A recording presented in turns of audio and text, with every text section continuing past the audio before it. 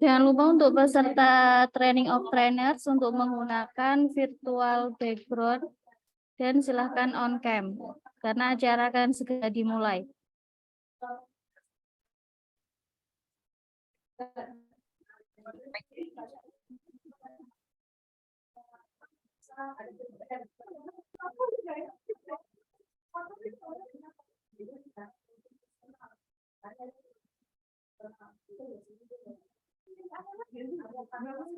Nggak tahu.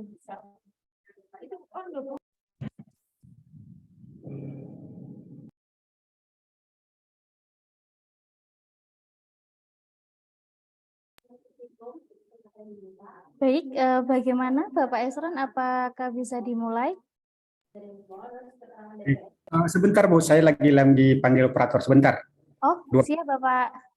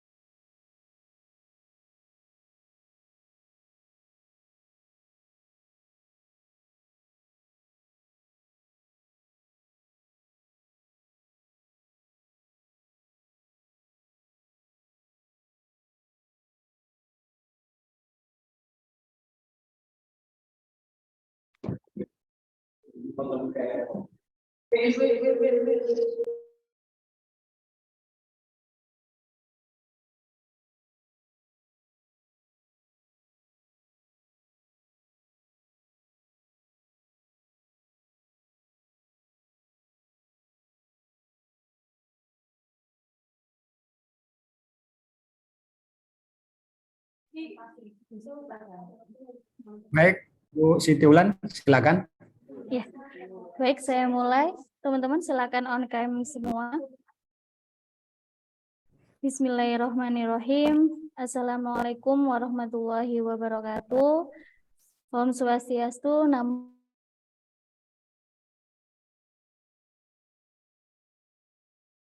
Buddhaya, salam kebajikan. Alhamdulillahirrahmanirrahim. SMKN selaku Kepala Laboratorium Hukum Fakultas Hukum Universitas Muhammadiyah Malang. Yang terhormat Kolonel CHK Dr. Esron Sinambela SH.MH. Yang terhormat Instruktur Laboratorium Hukum Fakultas Hukum Universitas Muhammadiyah Malang dan seluruh peserta Training of Trainers Hukum Acara Peradilan Militer yang berbahagia. Pada kesempatan pagi hari ini, kita masih diberikan kesehatan sehingga kita bisa berkumpul di forum ilmiah ini untuk belajar bersama, mendengarkan terkait materi hukum acara peradilan militer yang disampaikan oleh pakarnya. Dalam hal ini kita datangkan langsung ya dari Pengadilan Militer Tinggi 3 Surabaya, yaitu Bapak Esron Sinambela.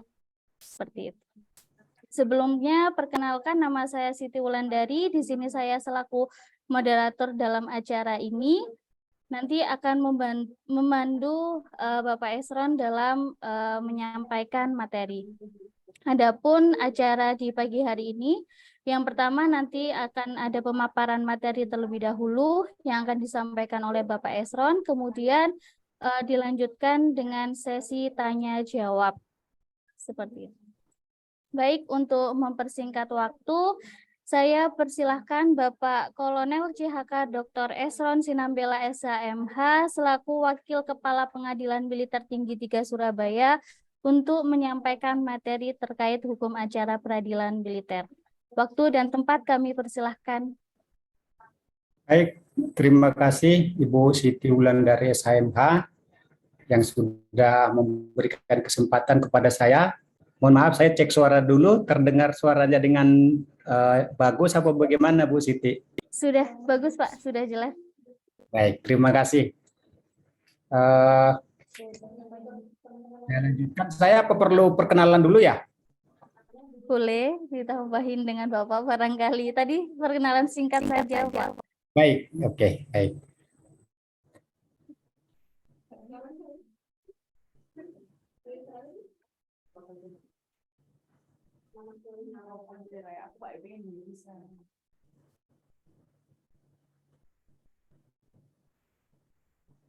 Oke.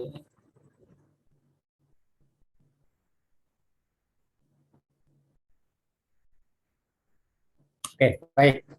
Perkenalkan singkat saya. Saya Dr. Esron Sinambela, SSSAMH. Saat ini sebagai Wakil Kepala Pengadilan Militer Tinggi 3 Surabaya.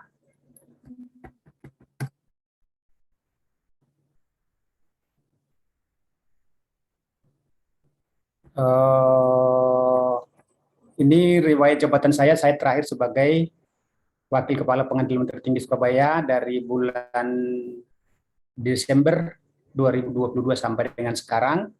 Kemudian kalau diklat dan sertifikasi tidak perlu. Kebetulan saat ini saya sering mengajar atau dipercaya untuk mengajar di Pusdiklat Menpim Badiklat Dikumdil Mahkamah Agung Republik Indonesia. Kemudian saya juga sebagai dosen di Sekolah Tinggi Hukum Militer Jakarta dan saya di sana mendapat nomor induk dosen nasional dan juga saya juga aktif mengajar di Universitas Terbuka di Jakarta. Ini mungkin sebagai perkenalan untuk teman-teman sekalian.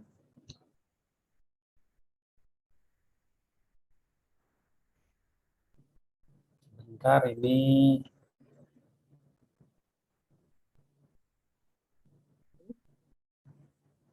Ini penting apa enggak ya?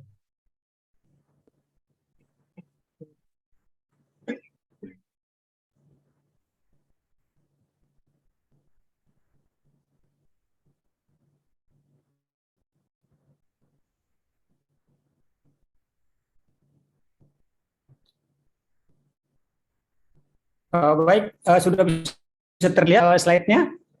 Mohon maaf, belum Bapak. Oh, belum ya? Oke, Iya. sebentar. Ini operatornya kayaknya salah lagi tadi. Saya sudah dibuka. Saya sebentar, saya panggil lagi operatornya kalau begitu. Nggih, enggak apa-apa Bapak. Iya, ini agak sedikit trouble. Tadi sudah saya buka soalnya. Iya, enggak apa-apa Bapak.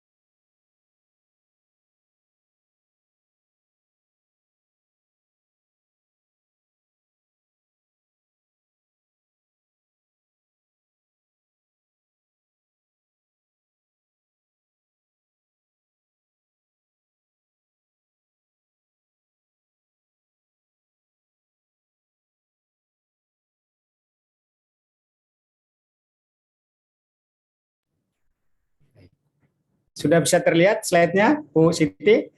Siap, sudah Bapak. Ya, sorry agak dikit. Tadi sudah Ya, saya enggak. buka share screen-nya, tapi ternyata ada yang ketutup lagi gitu. Maaf ya. Iya, enggak apa-apa, Pak.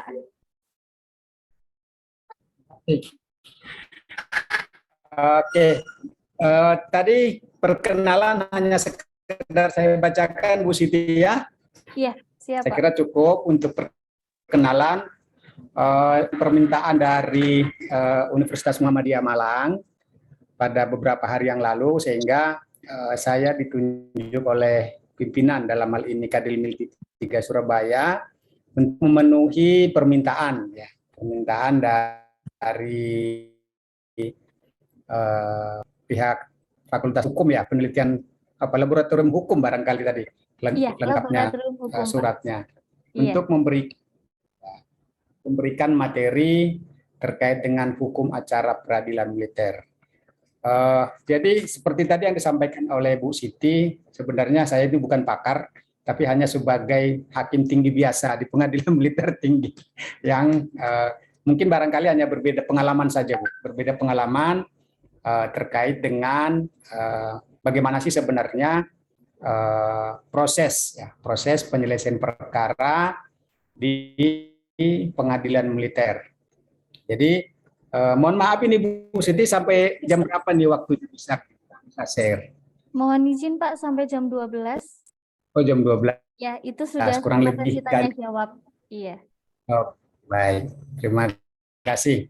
Jadi saya akan memberikan ya ulasan-ulasan sedikit saja lah. Barangkali mungkin nanti kita fokus terkait dengan diskusi, karena kalau teori kan kita sudah baca sendiri di undang-undang yang sampai saat ini sebagai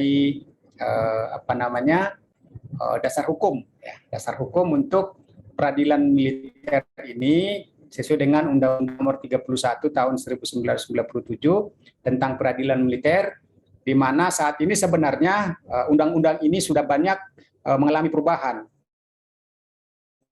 ya, terkait dengan prosedur pelaksanaan persidangan di pengadilan militer. Terus terang untuk banyak istilah-istilah pun sudah banyak yang berubah. Kemudian Undang-Undang 3197 tentang peradilan militer ini sudah tidak sepenuhnya lagi dilakukan sesuai dengan narasi ataupun isi yang ada di dalam undang-undang tersebut, karena sudah banyak istilah-istilah yang sudah tidak dipergunakan lagi. Contoh salah satu diantaranya dulu, kalau di Undang-Undang 3197 ini masih ada istilah ABRI, Angkatan Bersenjata Republik Indonesia. Tapi di dalam pelaksanaan sehari-hari istilah tersebut sudah tidak dipergunakan, sudah diganti Tentara Nasional Indonesia atau militer. Jadi ini dulu. Jadi sehingga walaupun sejak 2011 sudah diajukan naskah akademik untuk perubahan Undang-Undang RI nomor 3197 ini, sampai dengan sekarang belum masuk sampai dengan prolegnas.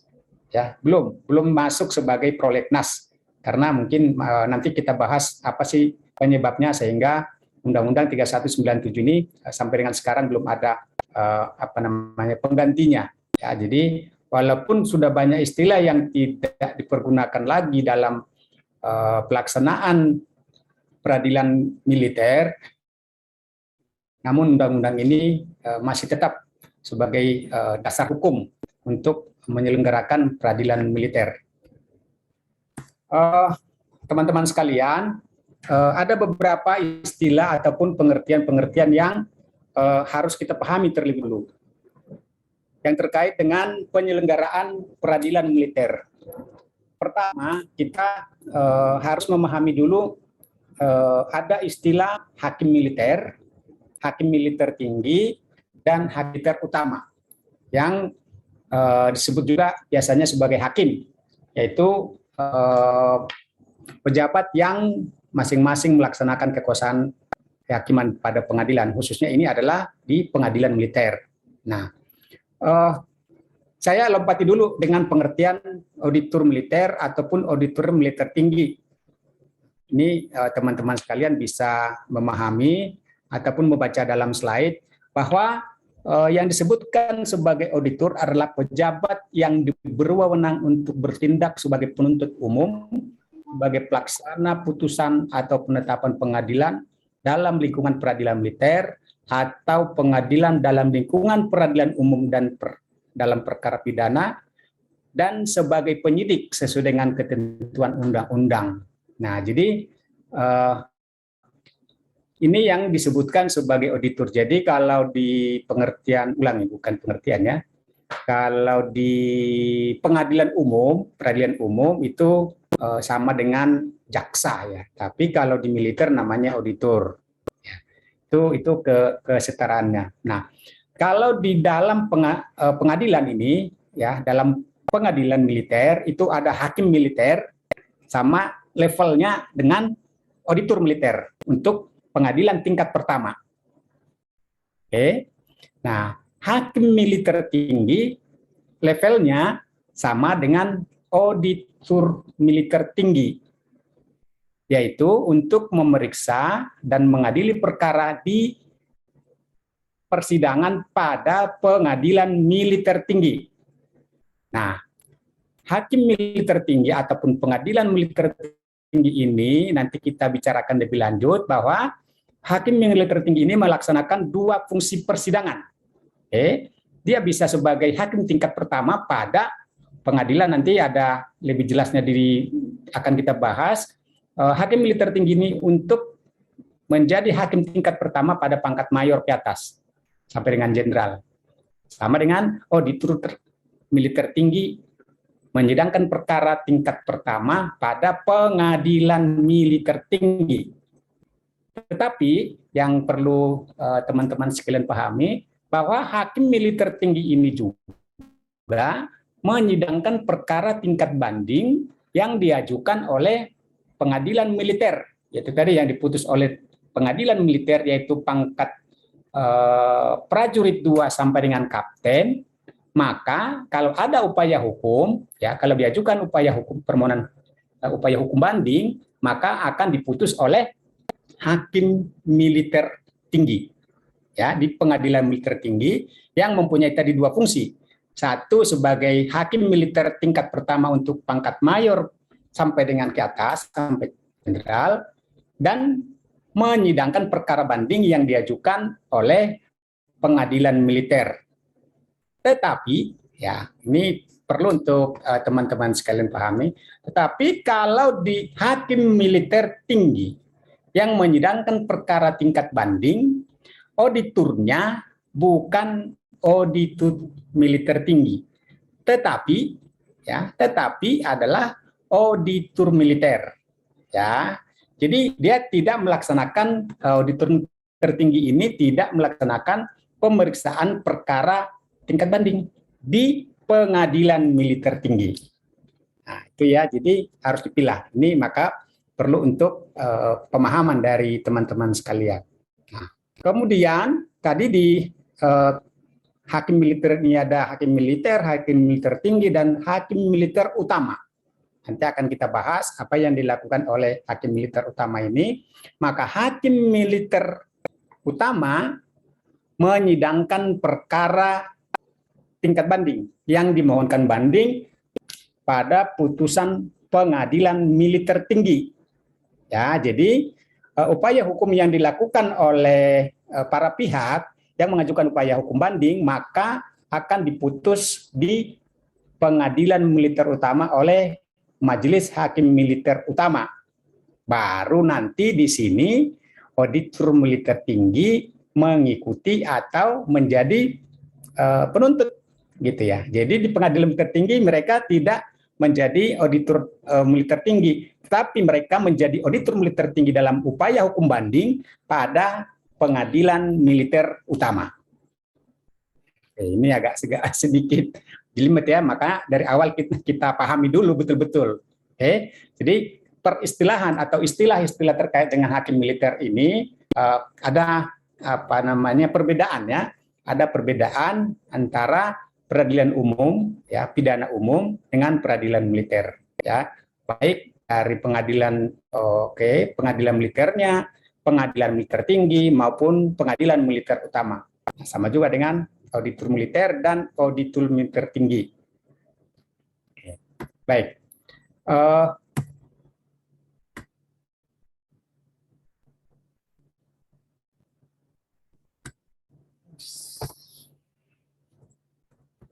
ini nge-lag lagi nih. Waduh, ini laptopnya sudah udah nge-lag terus ini. Tua, maklum sudah seperti orangnya nih, orang sudah tua. Iya Pak, enggak apa-apa. Oh, ini deh. Aduh, ini.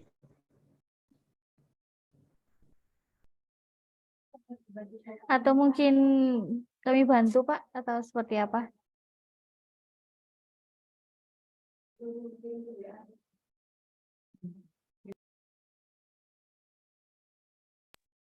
Mohon maaf Pak, suaranya masih di mute. Oke, silakan kalau bisa dari host untuk memandu menjalankan slide-nya, monggo. Tapi mohon maaf, bisa dikirim dulu Pak untuk slide-nya. Oke. Saya menghubungi siapa ini Pak? Sebentar, saya panggil lagi operator. Soalnya lagi ini, naik turun ini operator ini. Seharusnya bisa. Siap Pak. Hal. Ini Pak yang ada tanda panah sampingnya bawah itu. Ini kok slide-nya nggak oh, oke. Berarti pakai itu aja yang kita pakai panah ini ya. Iya, boleh Pak, pakai yang panah itu aja. Panah bawah aja ya, makasih. Oke, baik. Sama-sama Pak. Baik, kita lanjutkan teman-teman sekalian. Mohon maaf, ini laptopnya kadang sudah sesuai dengan orangnya, udah faktor U. Berikutnya ada istilah yang perlu untuk kita perlu pemahaman, yaitu atasan yang berhak menghukum, atau sering disebut nanti untuk ke depan nanti pembahasan kita sebutkan dengan istilah ankum. Ya, ankum ini adalah atasan langsung yang mempunyai wewenang untuk menjatuhkan hukuman disiplin menurut ketentuan perundang-undangan yang berlaku dan berwenang melakukan penyidikan berdasarkan undang-undang ini. Oke. Nah, ankum ini selain dia mempunyai wewenang untuk menjatuhkan hukuman disiplin, juga berwenang untuk melakukan penyidikan. Ya, kata-kata istilah penyidikan yang pertama yang perlu untuk teman-teman pahami sekalian. Jadi nanti untuk kita bahas bahwa penyidikan yang dilakukan oleh ankum ini tidak dilakukan oleh ankum itu, tapi nanti diserahkan kepada polisi militer penyidik. Sehingga ini hanya terkait nanti menyerahkan tersangka ataupun bawahannya yang diduga melakukan kejahatan ataupun tidak pidana. Di situ yang disebutkan tugas atau kewenangan penyidikan yang dimiliki oleh ankum atau yang disebut dengan sering diistilahkan dengan atasan yang berhak menghukum. Nah, kemudian ada istilah yang disebut dengan perwira penyerah perkara. Ya, perwira penyerah perkara adalah perwira yang oleh atau atas dasar undang-undang mempunyai wewenang untuk menentukan suatu perkara pidana yang dilakukan oleh prajurit TNI yang berada di bawah wewenang komandonya diserahkan kepada atau diselesaikan di luar pengadilan dalam lingkungan peradilan militer atau peradilan umum. Nah, maksudnya begini, apabila seorang prajurit, ya prajurit ini kan mulai dari prajurit 2 sampai dengan jenderal, ya sudah selesai dilakukan penyidikan, maka nanti ankum ini mempunyai kewenangan untuk menentukan apakah hasil penyidikan ini bisa dikategorikan untuk diserahkan ke pengadilan dalam rangka penyelesaian secara hukum pidana militer atau diselesaikan sesuai dengan hukum disiplin. Ya, jadi tidak semuanya yang sudah dilakukan penyidikan itu apakah itu nanti diselesaikan secara hukum disiplin, secara hukum pidana, secara pidana, proses peradilan pidana. Nah, Papra ini mempunyai kewenangan untuk menyerahkan, ya inilah menjadi spesifikasi di peradilan umum dan peradilan militer bahwa seorang prajurit bisa dilakukan persidangan melalui peradilan militer atau peradilan umum harus ada penyerahan perkara dari Papra, ya perwira penyerahan perkara. Jadi kalau teman-teman sekalian apa sih atau siapa sih sebenarnya Papra ini, ya perwira penyerah perkara ini siapa sih gitu ya. Jadi itu sudah ada peraturan tersendiri, ya ada peraturan tersendiri yang menentukan atau yang menunjuk, ya yang menunjuk siapa Papra di dalam lingkungan TNI, ya kalau Papra Panglima TNI maka Papra tertinggi adalah Presiden, ya maka di dalam peraturan Panglima ini sudah dikategorikan, ya pejabat-pejabat, sudah ditentukan jabatan-jabatan tertentu yang berkedudukan atau yang berfungsi atau yang berwenang menjadi Papra. Jadi kalau nanti teman-teman sekalian mau mencari atau men-search sebenarnya Papra dalam lingkungan TNI, nanti ada di peraturan Panglima TNI nomor 67 tahun 2016. Tapi tadi saya sebelum memulai kegiatan ini saya tanya teman-teman, ini sudah ada dalam waktu dekat akan ada perubahan, ya ada perubahan, mudah-mudahan sudah ditandatangani oleh Panglima kita yang sekarang, sehingga ada perubahan, ya ada perubahan ketentuan terkait dengan kepapraan ini. Yang intinya sebenarnya Papra ini adalah pejabat-pejabat yang diberikan kewenangan untuk melakukan tugas kepapraan ini.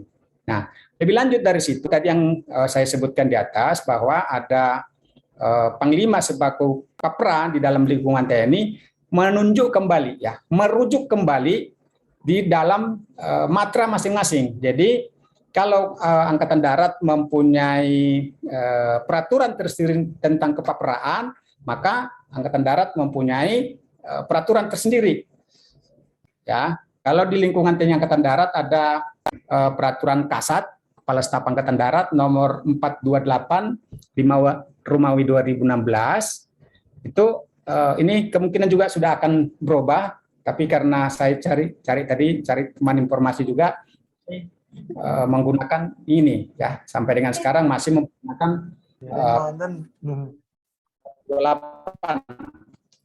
5 Romawi 2016. Nah, kemudian juga di Angkatan Laut, Matra Angkatan Laut juga mempunyai peraturan sendiri, ya mempunyai peraturan sendiri, yaitu dengan peraturan Kasal 49 tahun 2020. Jadi ini mereka sudah di Angkatan Laut sudah mengalami perubahan, ya sudah mengalami sudah terakhir ya, tahun 2020. Tapi kalau Angkatan Darat masih tahun 2016. Nah, demikian juga di Angkatan Udara, ya peraturan Kasau nomor 58 tahun 2021. Jadi sudah ada perubahan, ya sudah ada perubahan, tapi yang masih lama itu tinggal di Angkatan Darat, ya masih 2016.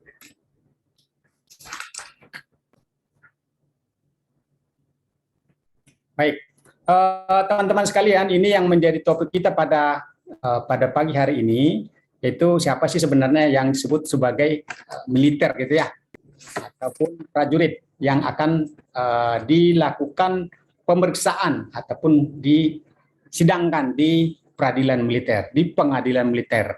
Ya, ini teman-teman bisa baca sendiri adalah yaitu prajurit ataupun militer adalah warga negara yang memenuhi persyaratan yang ditentukan dalam ketentuan perundang-undangan dan diangkat oleh pejabat yang berwenang untuk mengabdikan diri dalam suatu pembelaan negara dengan menyandang senjata, rela berkorban jiwa raga dan berperan serta dalam pembangunan nasional serta tunduk kepada hukum militer. Ya, jadi kalau teman-teman sekalian terkait dengan warga negara yang tunduk pada persyaratan tertentu dan diangkat oleh pejabat yang berwenang. Pemahaman saudara-saudara begini, pejabat yang berwenang ada tataran-tataran yang didelegasikan, didelegasikan. Jadi kalau misalnya untuk pangkat Bintara Tamtama, ya Bintara Tamtaman pengangkatannya didelegasikan kepada kepala staf angkatan masing-masing. Oke. Sedangkan untuk perwira, untuk pengangkatan menjadi seorang perwira adalah melalui keputusan presiden. Ya, kira-kira tataran-tataran ya. Tataran untuk pendelegasian pengangkatan, sehingga disebutkan di dalam pengertian umum ini bahwa prajurit adalah diangkat oleh pejabat yang berwenang. Jadi ada tataran-tataran yang bisa didelegasikan dan yang selama ini harus dilakukan oleh pengangkatan sesuai dengan ketentuan yang berlaku. Nah, kemudian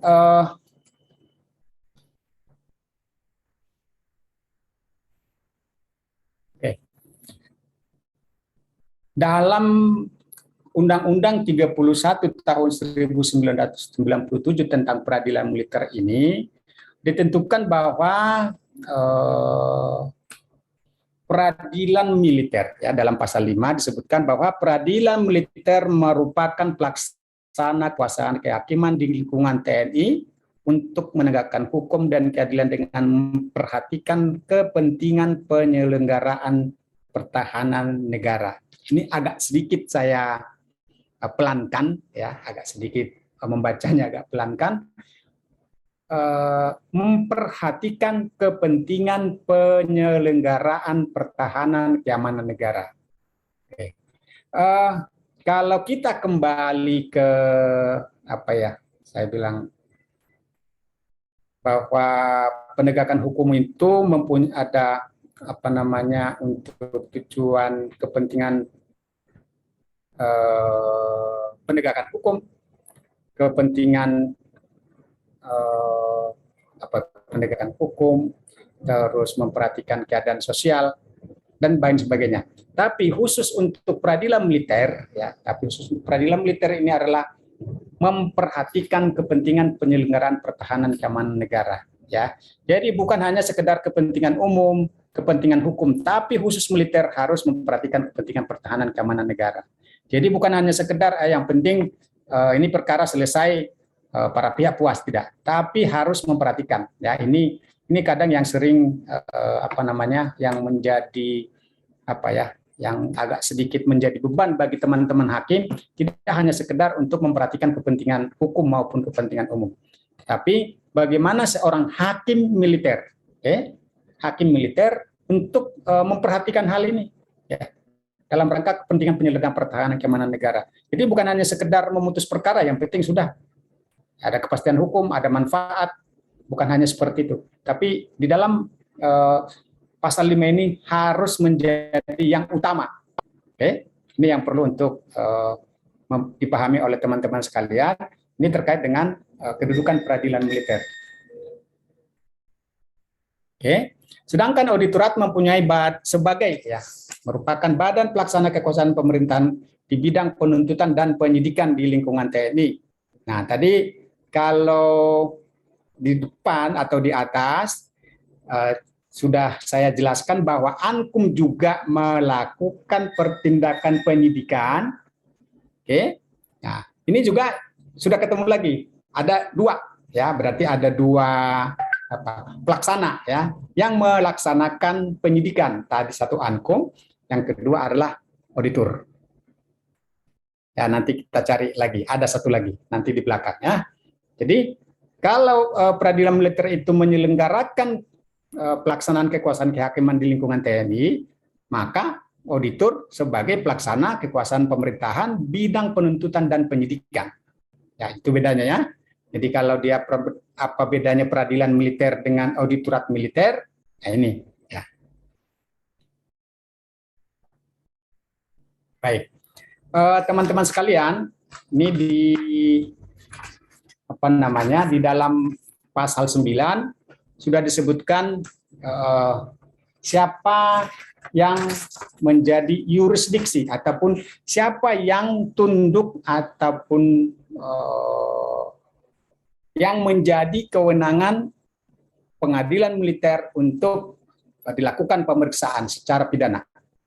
Ya, ini perlu teman-teman pahami agak sedikit pelan-pelan supaya nanti tidak salah menentukan siapa sih sebenarnya atau yurisdiksi peradilan militer. Yang pertama ada disebutkan prajurit. Jadi kalau tadi yang saya uraikan di depan itu prajurit mulai dari pangkat prajurit tua sampai dengan jenderal, ya, terkait dengan tataran kewenangan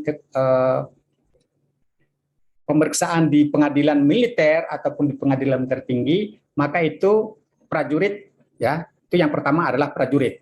Maksudnya kalau prajurit ini adalah prajurit aktif, ya. Jadi kalau seorang yang sudah purnawirawan, oke, ini tolong didengarkan pelan-pelan. Seorang purnawirawan yang pada saat melakukan tindak pidana atau kejahatan masih berstatus prajurit, maka menjadi yurisdiksi peradilan militer untuk memeriksanya.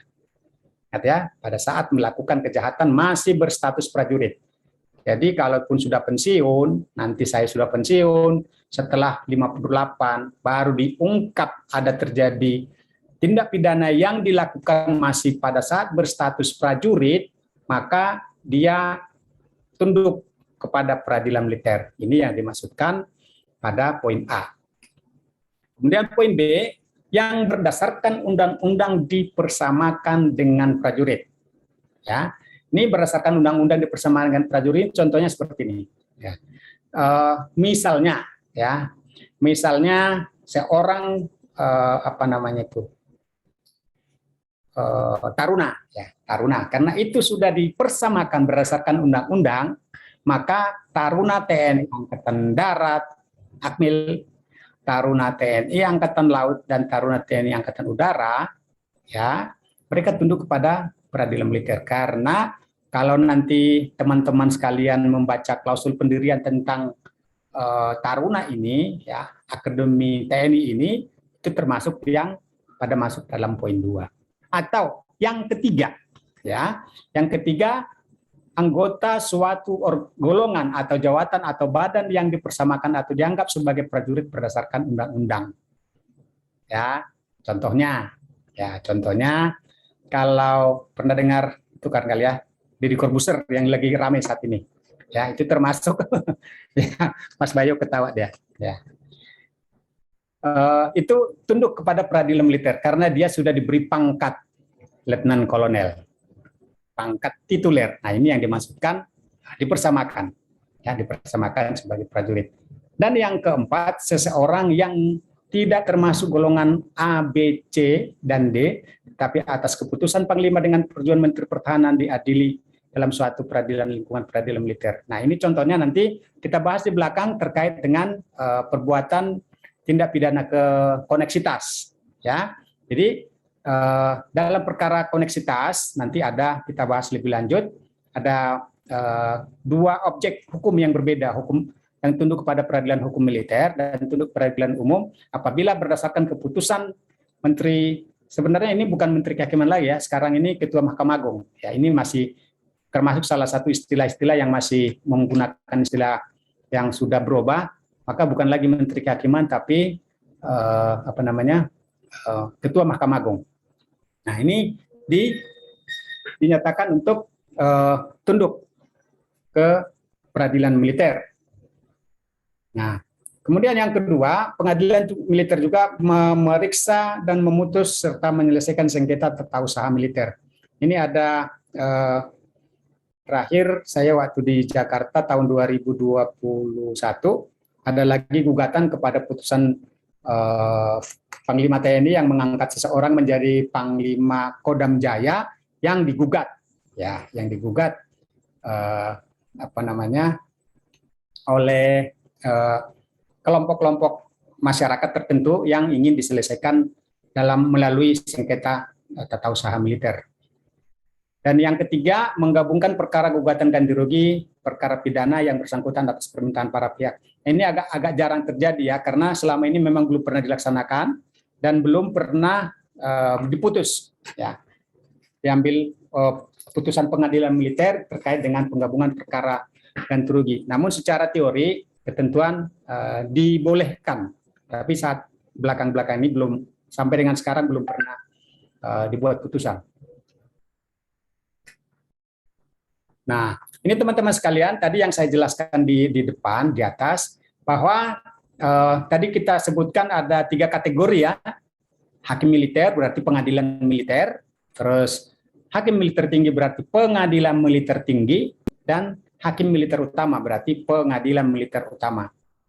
Ini yang di apa namanya tadi 3 bukan tingkatan ya, tetapi 3 lembaga peradilan dalam lingkungan peradilan militer. Oke, yang pertama disebutkan pengadilan militer. Tadi yang saya jelaskan di atas bahwa pengadilan militer ini merupakan pengadilan tingkat pertama untuk perkara pidana yang terdakwanya berpangkat kapten ke bawah. Jadi kalau teman-teman sekalian pernah mendengarkan, misalnya ada pengadilan militer tingkat pertama ini ada 19 satuan kerja mulai dari Banda Aceh sampai dengan Papua. Jadi pengadilan militer 101 Banda Aceh, 102 Medan dan sebagainya, ya sampai dengan 319 Jayapura. Ya, jadi ada 19 pengadilan militer yang ada saat ini. Ya, perlu teman-teman sekalian pahami ataupun ketahui bahwa saat ini jumlah pengadilan militer sudah tidak sama lagi dengan jumlah auditorat militer.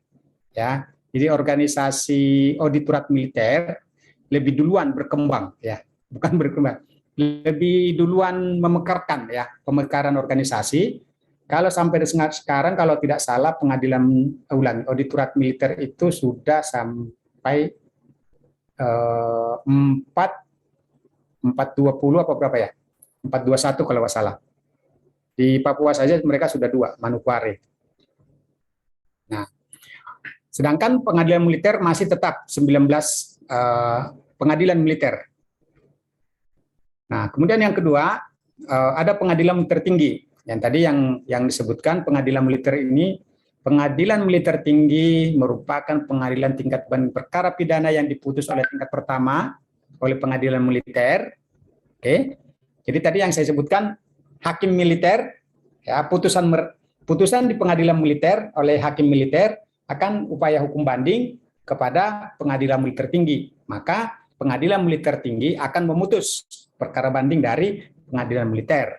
Nah, juga merupakan pengadilan tingkat pertama.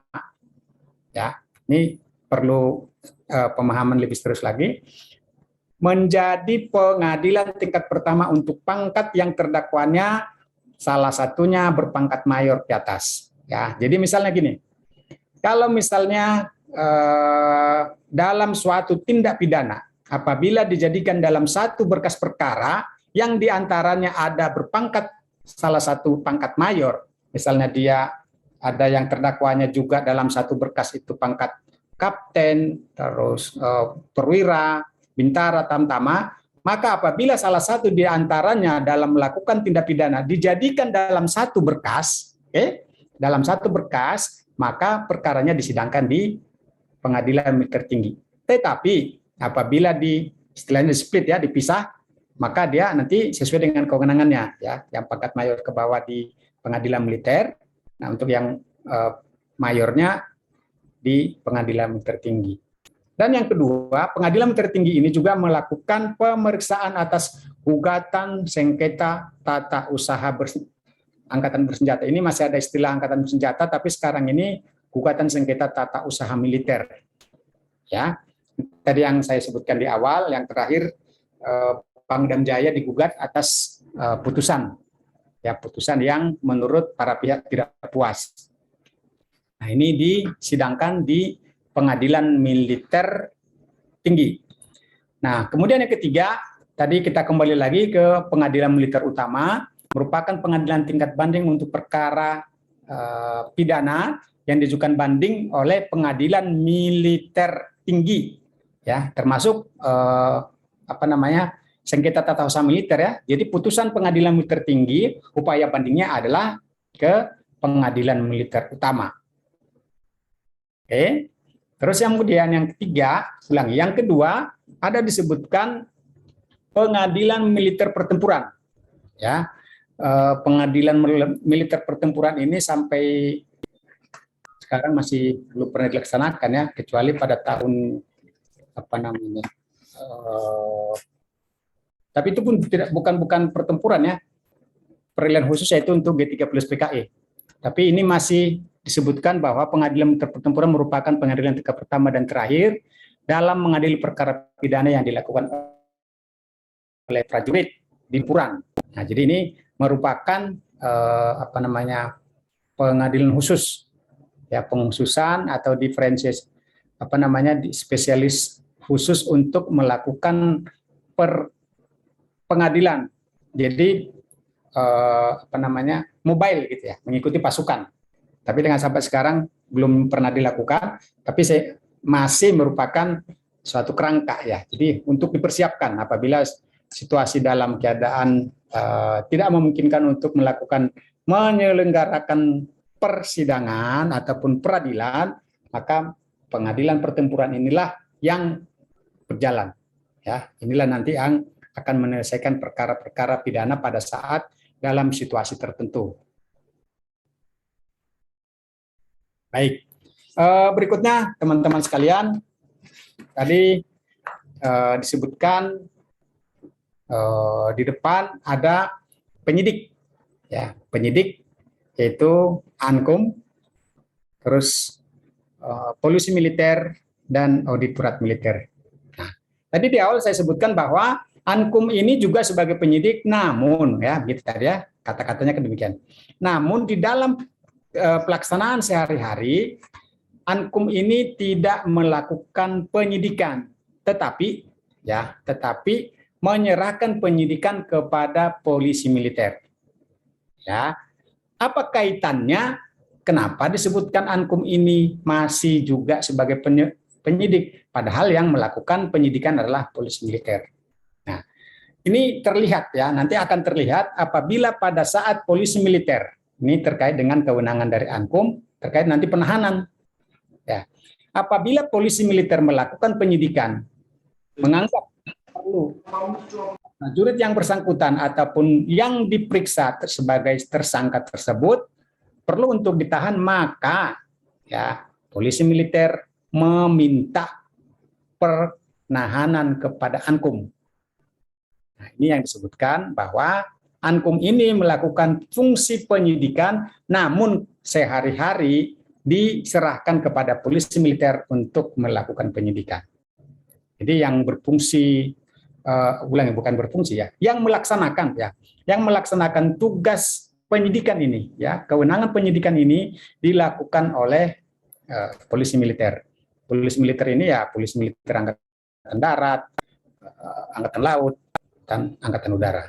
Ya, itu nanti kalau kita bicara terkait dengan penyidikan ini ada ketentuan tersendiri, ya, ada ketentuan tersendiri terkait dengan pengangkatan, ya, dan penyumpahan penyidik terkait dengan penyidik polisi militer. Jadi tidak semuanya, ya, perlu untuk teman-teman sekalian pahami, tidak semuanya polisi militer itu menjadi penyidik. Tolong dipahami ya. Jadi begitu ketemu di jalan ada polisi militer, wah ini penyidik, bukan, ya, tidak semuanya. Tapi ya, polisi militer yang disebutkan sebagai penyidik adalah polisi militer. Ini angkatan ya, polisi militer dalam angkatan darat, laut maupun udara yang diangkat oleh Panglima TNI dan disumpah oleh Auditorat Jenderal TNI yang bisa dilimpahkan kepada komandan polisi militer di angkatan masing-masing. Kalau diangkat oleh Panglima, maka dia wajib disumpah sama dengan hakim. Ya, begitu diangkat jadi hakim, maka wajib disumpah. Itulah yang disebutkan polisi militer selaku penyidik. Ya, jadi tidak semuanya kalau berseragam polisi militer itu semuanya penyidik, tidak. Tetapi harus diangkat dan disumpah oleh pejabat yang berwenang. Itu ya, itu di dalam polisi militer. Nah, yang ketiga ada disebutkan auditor militer. Loh, ini ada polisi militer berpenyidik, sudah diserahkan oleh Ankum Polisi Militer melakukan penyidikan, kok ada lagi auditorat militer? Ya, ulangi, auditor militer sebagai penyidik. Nah, ini ya kewenangan auditor militer dalam rangka melakukan penyidikan apabila, oke, ini perlu pemahaman agak sedikit pelan-pelan.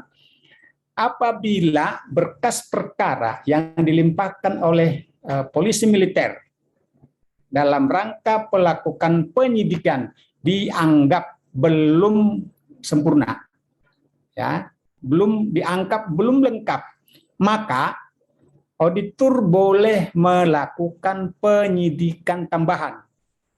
Nah, itu sehingga situ yang disebutkan fungsinya sebagai auditor militer selaku penyidik. Ya, atau ada istilahnya nasporing ya. Nasporing. Okay.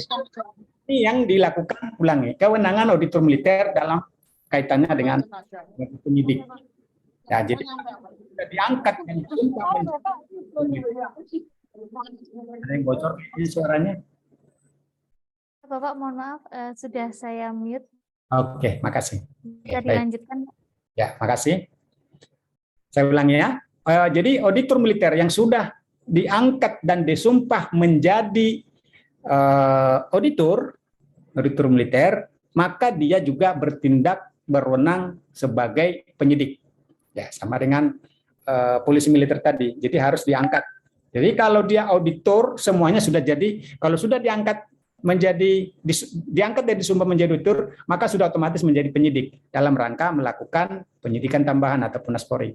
Tetapi kalau polisi militer itu adalah orang-orang tertentu yang diangkat dan disumpah menjadi polisi militer.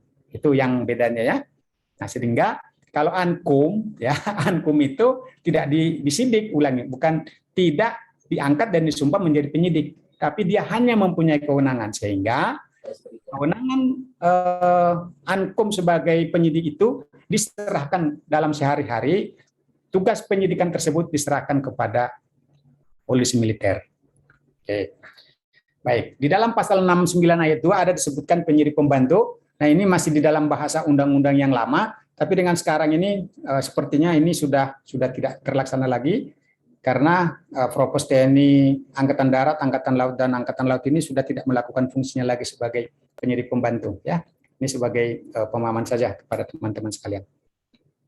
Nah, berikutnya ini tadi sudah berulang-ulang saya sebutkan terkait dengan penahanan. Ya, penahanan seorang tersangka yang diduga melakukan suatu tindak pidana ataupun kejahatan dalam peradilan militer.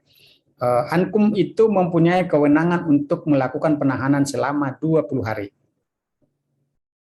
Ya, beda dengan umum ya. Kalau polisi mau melakukan penahanan atas seorang yang diduga melakukan kejahatan, maka mereka atas permintaan bisa melakukan penahanan. Saya kurang paham di hukum acara. Undang-Undang 81, tapi kalau di dalam lingkungan peradilan militer, maka seorang tersangka ataupun prajurit yang diduga melakukan kejahatan, maka Ankum mempunyai kewenangan untuk melakukan penahanan. Disinilah tadi yang disebutkan fungsi dari Ankum itu sebagai penyidik. Maka, ya, polisi militer selaku penyidik mengajukan permohonan penahanan kepada Ankum. Itu yang pertama, ya. Untuk penahanan itu harus pada saat penyidikan oleh Ankum selama 20 hari. Kemudian apabila penyidik menganggap masih belum cukup waktu untuk melakukan penyidikan terhadap seorang tersangka, maka penyidik boleh meminta perpanjangan penahanan kepada Papra. Jadi Papra sudah kita bahas di depan. Papra itu sudah mempunyai pejabat-pejabat yang ditunjuk sesuai dengan peraturan Panglima TNI, maka Papra ini ya yang berwenang untuk melimpahkan perkara yang bersangkutan ke pengadilan, dia mempunyai kewenangan penahanan selama 180 hari. Oke. Selama 180 hari. Jadi kalau sampai dengan perkara tersebut di tingkat penyidikan, ya, di tingkat penyidikan jumlah penahanan tersebut hanya sampai dengan 200 hari. tidak boleh main-main dengan waktu yang sudah diberikan undang-undang. Untuk masa tahap penyidikan ini hanya maksimal 180 hari ditambah 20 hari, maka jumlahnya 200 hari. Maka apabila seorang tersangka belum selesai dilakukan penyidikan, maka di ayat 4 sudah ditentukan bahwa tersangka harus sudah dikeluarkan dari tahanan demi hukum. Ya, ini yang perlu untuk dipahami oleh teman-teman sekalian. Nah, selama 200 hari ini sampai dengan batas waktu perkara tersebut dilimpahkan ke pengadilan. Jadi apabila sebelum perkara dilimpahkan ke pengadilan, penahanan sudah habis selama 200 hari, maka tersangka tersebut harus dikeluarkan dari tahanan demi hukum. Ya, itu ketentuannya. Sehingga sudah diberikan batas waktu untuk melakukan penyidikan kepada penyidik yang ditentukan oleh undang-undang. Nah, berikutnya ini tadi yang saya uraikan sedikit, saya bahas di depan. Apa sih sebenarnya kewenangan dari Papera? Ya, kewenangan dari Papera itu ini ada beberapa poin A sampai dengan H. Itu memerintahkan penyidik untuk melakukan penyidikan, menerima lapor tentang pelaksanaan penyidikan, memerintahkan dilakukan upaya paksa, memperpanjang penahanan, menerima dan meminta pendapat hukum dari auditor, terus menyerahkan perkara ke pengadilan, menentukan perkara diselesaikan sesuai dengan hukum saluran hukum disiplin militer, dan menutup perkara demi kepentingan hukum. Ya. Di ayat 2 juga disebutkan kewenangan penutupan perkara demi kepentingan hukum atau militer adalah ada di tangan Papera. Dan Panglima selaku Papera tertinggi melakukan pengawasan dan penegakan penggunaan wewenang penyerahan perkara oleh Papera lainnya. Ya, maksudnya begini, Panglima selaku Papera tertinggi. Ya, ini saya berikan contoh. Ya. 2021 ya 2021 ada seorang Pati ya Brigadir Jenderal tidak mau menandatangani penyerahan perkara bawahannya yang diduga melakukan tindak pidana ya ini ya di poin 3 ini yang ayat 3 karena dianggap bahwa Papera tidak mengeluarkan ataupun menerbitkan Papera sehingga bisa diambil alih oleh Papera tertinggi. Sehingga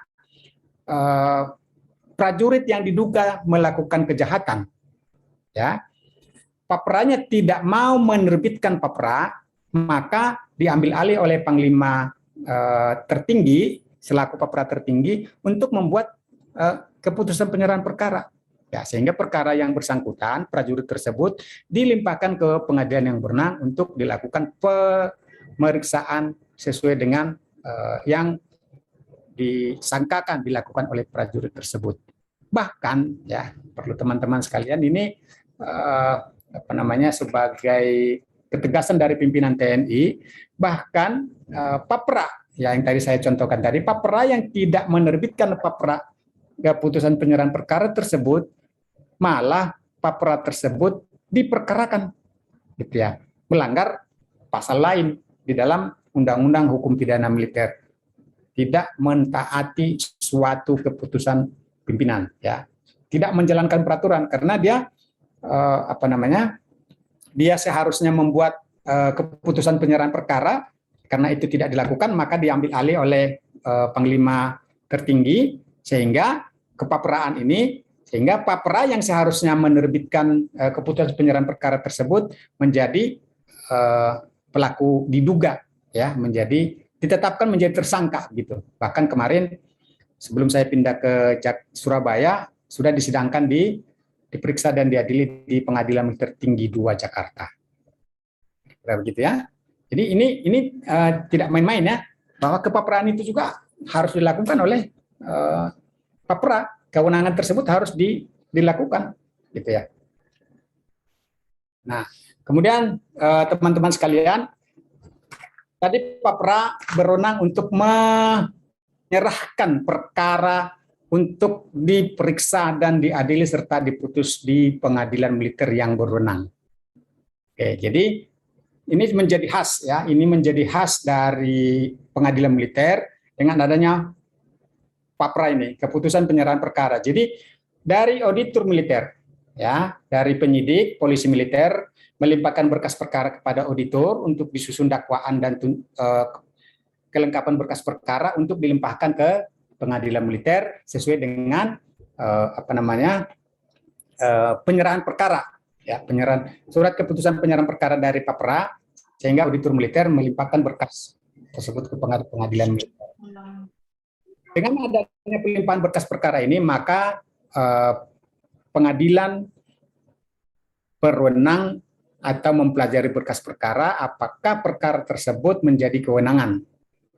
Tadi jurisdiksi sudah dijelaskan di depan, apakah itu batas wilayah, absolut ataupun relatif, atau perkara tersebut menjadi kewenangan peradilan militer atau tidak, dan sebagainya. Nah, begitu perkara yang dilimpahkan ya oleh auditor militer ke pengadilan yang berwenang, maka inilah tahapan-tahapan yang dilakukan oleh pengadilan ya, mulai dari menerima berkas perkara, terus meregister, merencanakan sidang, terus apakah perlu ditahan atau tidak, dan sebagainya. Ini tidak perlu untuk kita bahas. Tapi yang penting ya, yang penting untuk teman-teman sekalian, khusus untuk peradilan militer ya, di dalam ayat 10 disebutkan dalam perkara disersi yang terdakwanya tidak diketemukan pemeriksaannya dilakukan tanpa kehadiran terdakwa. Ya, ini sebagai jadi sejak awal apabila ini di dalam Undang-Undang Hukum Pidana Militer ada menyebutkan bahwa ketidakhadiran seorang prajurit dalam dalam kedinasan dalam waktu jangka tertentu ya, kalau dia di bawah dari 30 hari ke bawah itu namanya tidak hadir tanpa izin, pasal 86. Tetapi kalau lebih dari 30 hari sampai ke atas, lebih dari 30 hari berarti itu namanya disersi. Ya. Nah, itu sudah diancam tersendiri dalam Undang-Undang Hukum Pidana Militer. Namun, perkara tersebut disidangkan, ini dari pasal 10 tadi ya, apabila dari awal penyidikan terdakwanya ataupun tersangkanya tidak ada, dilakukan penyidikan, ya orangnya tidak ada, dilakukan penyidikan, maka bisa perkara tersebut diputus oleh pengadilan militer tanpa hanya terdakwa. Ini namanya perkara in absentia.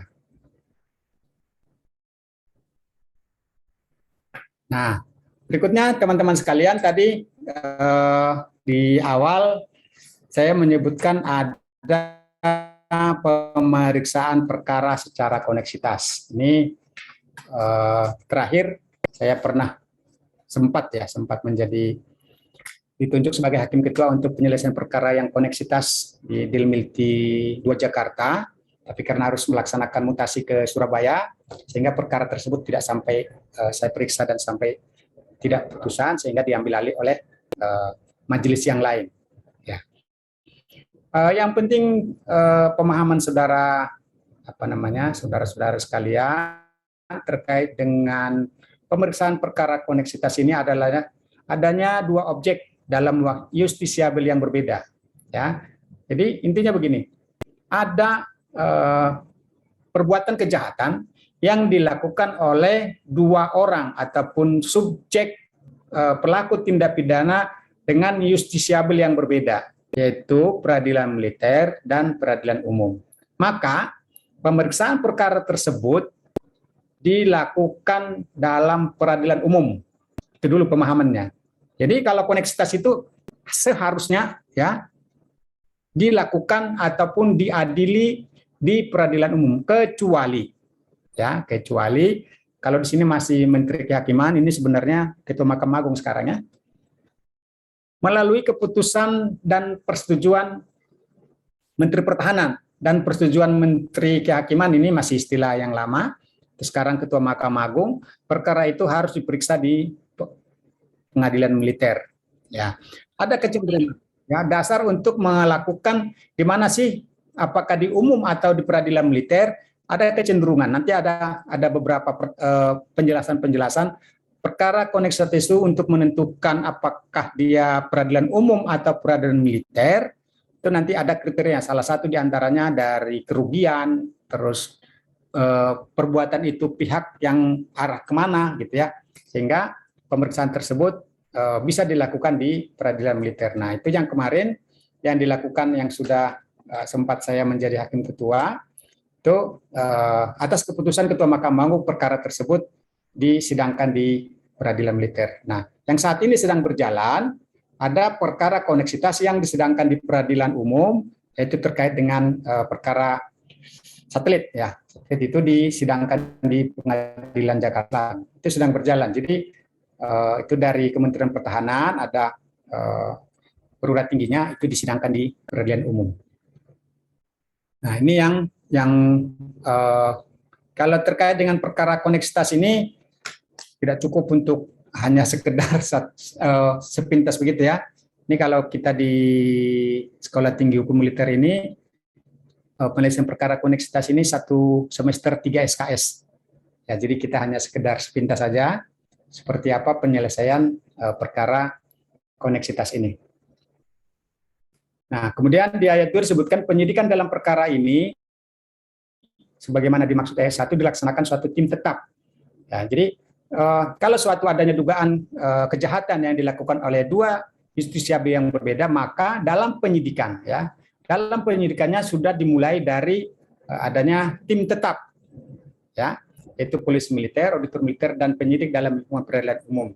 Tapi yang sekarang ini, ya, yang sekarang ini penyidik dalam lingkungan peradilan umum ini masih dipegang atau dilaksanakan oleh kejaksaan, bukan Polri ya. Jadi tim tetap ini yang berjalan saat ini bukan Polri, ya, sebagai penyidik dari lingkungan peradilan umum, tapi yang berjalan saat ini adalah dari penyidik Kejaksaan Agung. Nah, ini yang sedang berjalan ya, yang sedang berjalan saat ini.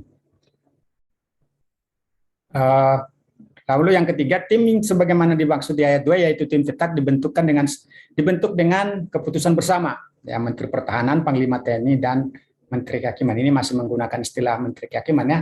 Sekarang Ketua Mahkamah Agung. Baik, teman-teman sekalian, kita bicara terkait dengan pelaksanaan putusan pengadilan. Pidana penjara atau kurungan dilaksanakan di lembaga pemasyarakatan militer atau di tempat lain menurut ketentuan perundang-undangan yang berlaku. Artinya begini, saudara, teman-teman sekalian, kalau seorang prajurit ya yang sudah diputus oleh pengadilan, ya, dinyatakan bersalah, dan putusan tersebut sudah mempunyai kekuatan hukum yang tetap atau sering disebut dengan inkrah, maka pidananya ditetapkan menurut ketentuan undang-undang. Maksudnya begini, ini terkait dengan ayat 2 dan ayat 3. Kalau pidana tersebut, ulangi ya, kalau yang bersangkutan ya di ayat 2, pidana atau penjara kurungan dijatuhi pidana penjara atau sejenis, sebelum menjalani pidana dijatuhkan terlebih dahulu pidana tersebut mulai dilaksanakan dengan pidana yang dijatuhkan terlebih dahulu. Misalnya gini, ada dua perkara ya yang dilakukan oleh seorang prajurit. Maka apabila ada putusan yang terlebih dahulu, maka harus yang terdahulu dulu yang dilaksanakan. Tidak boleh loncat-loncat gitu ya. Nah, dan putusan tersebut dilaksanakan di lembaga pemasyarakatan militer. Ya. Nanti kalau di ayat 3 disebutkan apabila dia dipecat, baru dilakukan di lembaga pemasyarakatan umum, di LP. Ya. Apa sih yang membedakan ya? Kenapa sih kok peradilan militer mempunyai pemasyarakatan militer tersendiri? Apa bedanya dengan peradilan di lembaga pemasyarakatan umum? Ya. Jadi teman-teman sekalian yang perlu Anda pahami bahwa di lembaga pemasyarakatan militer ini diharapkan atau setelah menjalani pidananya, maka prajurit yang bersangkutan bisa kembali berdinas dengan baik, sehingga dia dilakukan pembinaan di lembaga pemasyarakatan militer. Jadi nanti di sana selama di lembaga pemasyarakatan militer ini nanti mereka dididik ya, Dimulai ya kembali seperti di pendidikan awal, ya mulai dari apel pagi, oke, ulangi, apa namanya, mandi pagi, ya olahraga, terus apel pagi dan sebagainya, sama seperti kegiatan prajurit sebagaimana melaksanakan tugas di satuan. Ya, jadi masih dilakukan pembinaan disiplin sehingga prajurit yang tidak dijatuhi pidana pemecatan, ya, terhadap prajurit yang dijatuhi pidana dengan tidak dijatuhi pidana pemecatan, maka di pidana tersebut dilaksanakan di lembaga pemasyarakatan militer. Tetapi ya di ayat 4, di ayat 3, apabila prajurit tersebut melalui putusan pengadilan dia dipecat dari dinas keprajuritan, maka dia menjalani pidananya di lembaga pemasyarakatan umum atau di lapas gitu ya. Kita kan sering mendengarkan lapas ya. Ini yang membedakan karena di lapas itu dia sudah menjadi masyarakat sipil. Nanti setelah menjalani pidananya dia tidak kembali lagi berdinas menjadi prajurit. Maka itu yang membedakan, sehingga kalau dia masih setelah menjalani pidana berdinas kembali, maka dilakukan pembinaan dilakukan di lembaga pemasyarakatan militer. Ya. Sedangkan kalau untuk yang dipecat dilakukan di lembaga pemasyarakatan umum atau lapas. Nah, ini tadi yang saya sebutkan adanya pemeriksaan khusus ya. Kalau tadi kan yang di depan di atas pelaksanaan putusan adalah putusan yang pidana umum, maka ini yang dilakukan pemeriksaan khusus. Ini yang disebutkan tadi yang sekilas saya jelaskan terkait dengan pengadilan militer pertempuran. Pengadilan militer pertempuran ini dilakukan untuk memutus perkara dalam tingkat pertama dan terakhir. Jadi tidak ada upaya hukum ya. Pertama dan terakhir, maksudnya tidak ada banding ya. Tapi merupakan putusan pertama dan yang terakhir. Nah, kemudian pengadilan militer pertempuran memeriksa dan memutus perkara pidana yang dilakukan oleh mereka yang dimasukkan dalam pasal 1 angka 1 dalam pertempuran. Nah, tadi di atas ya, ini. Terhadap putusan sebagaimana dimaksud pada ayat 2, terdakwa dan termohon hanya dapat mengajukan kasasi. Jadi, kalau yang di ayat 2 tadi mengatakan menguraikan putusan tingkat pertama, ulangi, perkara pidana tingkat pertama dan terakhir, tidak ada upaya hukum, tapi bisa diajukan upaya hukum kasasi. Gitu ya, ini pemahaman di dalam perkara pemeriksaan perkara khusus. Nah, ada jadi istilah yang disebutkan dengan istilah pemeriksaan perkara cepat ya. Pemeriksaan perkara cepat ini perkara pelanggaran lalu lintas. Ya, sama dengan yang di peradilan umum juga, sehingga saya tidak fokus untuk membahas itu ya.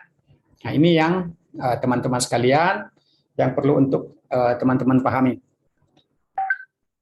Nah, kemudian lagi, ini ada sebagai pemahaman umum lah. Nanti saya share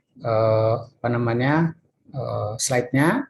Nanti hanya sebagai pemahaman umum saja lah. Bahwa dalam hukum pidana militer ini, ya, dalam hukum pidana militer ini, bahwa selalu mengacu kepada Undang-Undang 1470 tentang kekuasaan kehakiman, tapi mempunyai khas tersendiri, ya, mempunyai khas tersendiri, bahwa dalam peradilan militer ini ada ajas komando, ya. Ajas komando ini kalau teman-teman sering mendengarkan berarti kalau dari atas A berarti sampai ke bawah dengan tetap A. Ini yang dimaksudkan pemahaman umum lah, ya, pemahaman umum terhadap ajas kesatuan komando. Jadi kalau mengatakan bahwa dari struktur organisasi mulai dari atas sampai dengan ke bawah mempunyai komando yang sama. Ini kurang lebih pemahaman kita terhadap ajas kesatuan komando. Nah, kemudian yang kedua ada ajas komandan bertanggung jawab terhadap bawahan. Ya, ini juga perlu untuk teman-teman pahami. Kalau disebutkan ajas komandan bertanggung jawab terhadap bawahan bukan berarti ya.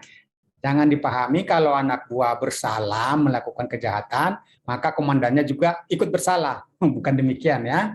Tetapi yang dimaksudkan sebagai ajas komandan bertanggung jawab terhadap anak buahnya, bahwa komandan itu selaku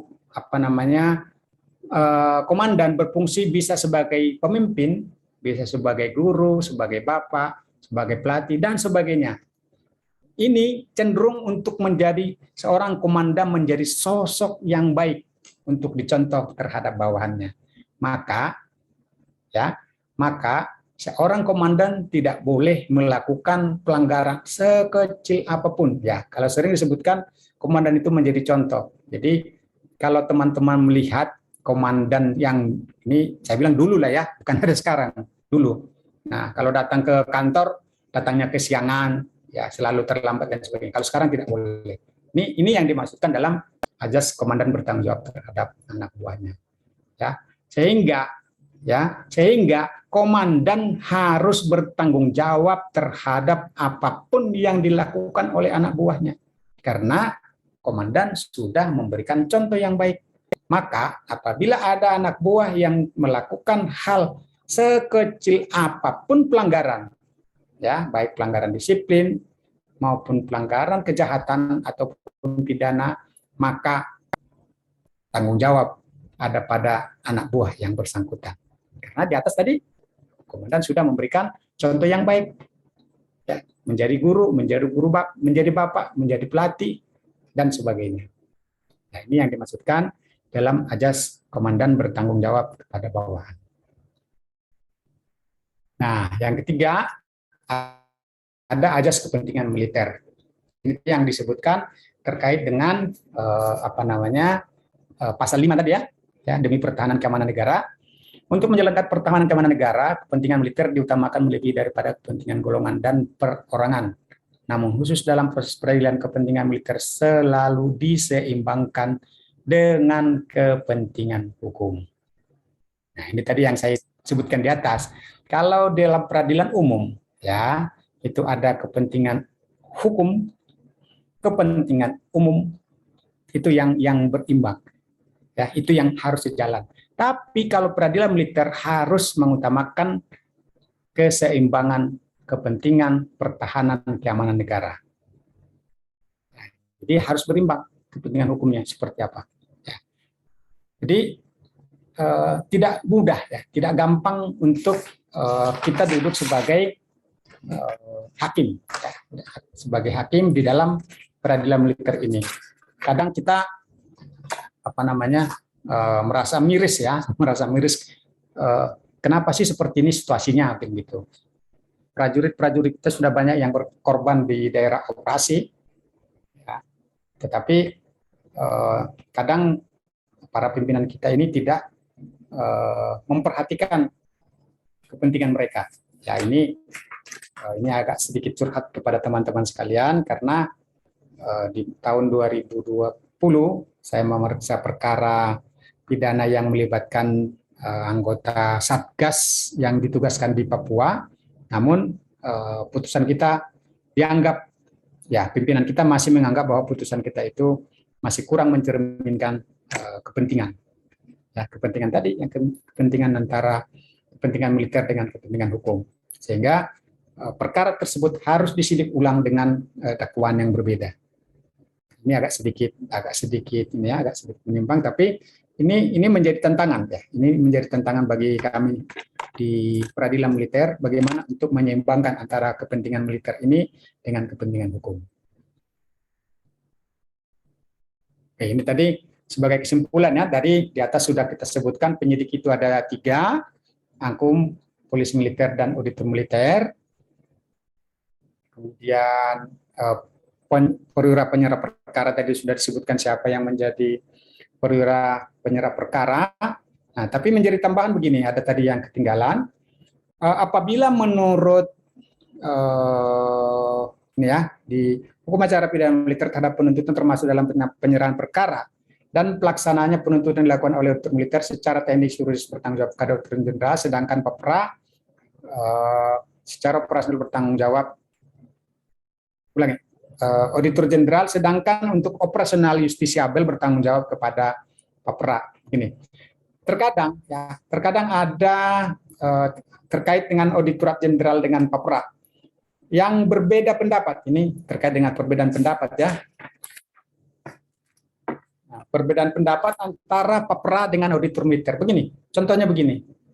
Auditor menganggap bahwa perkara tersebut siap untuk dilimpahkan berkas tersebut siap dilimpahkan kepada pengadilan militer. Namun, ya, setelah papra mendapat permohonan untuk penerbitan kepera, papera ini biasanya meminta pendapat hukum, ya, pendapat hukum terhadap satuan hukum di bawahnya. Maka nanti apabila terjadi perbedaan pendapat menurut Auditor Jenderal ini perkara tersebut diselesaikan melalui peradilan militer, tetapi menurut papra bahwa perkara tersebut tidak perlu dilimpahkan ke pengadilan militer, bisa diselesaikan dengan saliran hukum disiplin, maka ada perbedaan pendapat. Ya, perbedaan pendapat ini nanti akan diselesaikan oleh pengadilan militer utama. Ya, kita kembali lagi ke atas. Yang pengadilan militer utama ini berwenang untuk memutus dan memeriksa perbedaan pendapat. Ya, ini menjadi kewenangan tersendiri dari pengadilan militer utama, memutus dan memeriksa perbedaan pendapat. Ya, perbedaan pendapat antara Auditor Jenderal dengan perwira penyerah perkara. Maka nanti perbedaan pendapat itu tergantung keputusan pengadilan militer utama, apakah tetap disidangkan melalui peradilan militer atau melalui saluran hukum disiplin sesuai dengan pendapat dari papra. Nah, ini diselesaikan di pengadilan militer utama, gitu ya. Oke, ini pemeriksaan di persidangan. Saya kira tidak ada hal yang berbeda dengan tadi yang sudah saya sebutkan, jelaskan di atas. Kemudian juga sama dengan putusan pengadilan, ya. Putusan pengadilan itu dilakukan oleh auditor, ya, auditor yang pengawasannya dilakukan oleh hakim yang memutus perkara. Ya, jadi kita ada namanya wasmat sampai sejauh mana putusan kita dilaksanakan oleh auditor militer. Dan pelaksanaannya dilakukan di lembaga pemasyarakatan militer apabila prajuritnya tidak dipecat. Namun apabila dipecat, maka putusan itu dilakukan di lembaga pemasyarakatan umum. Oke, demikian yang bisa saya sampaikan pada siang, pagi menjelang siang ini. Saya ucapkan terima kasih atas perhatian dan konsentrasi teman-teman sekalian. Mudah-mudahan apa yang saya jelaskan tadi bisa bermanfaat dan berguna untuk membuka wawasan teman-teman sekalian yang sudah pada siang hari ini berkesempatan untuk mendengarkan sedikit penjelasan terkait dengan pelaksanaan peradilan militer. Demikian, saya kembalikan kepada Saudara Ibu Siti sebagai koordinator. Terima kasih. Baik, terima kasih Bapak Esron atas materi yang disampaikan. Sangat luar biasa, Pak. Di sini pun sebelumnya saya ini untuk mengajar praktikum pengadilan militer, itu banyak hal baru yang didapat, Pak. Jadi banyak menimbulkan pertanyaan seperti itu. Terima kasih. Siap. Terima kasih atas pemaparan materinya. Selanjutnya adalah tanya jawab. Bagi teman-teman peserta, silakan yang mau bertanya untuk raise hand atau menuliskan di kolom chat. Saya buka satu termin dulu, 3 penanya. Silakan.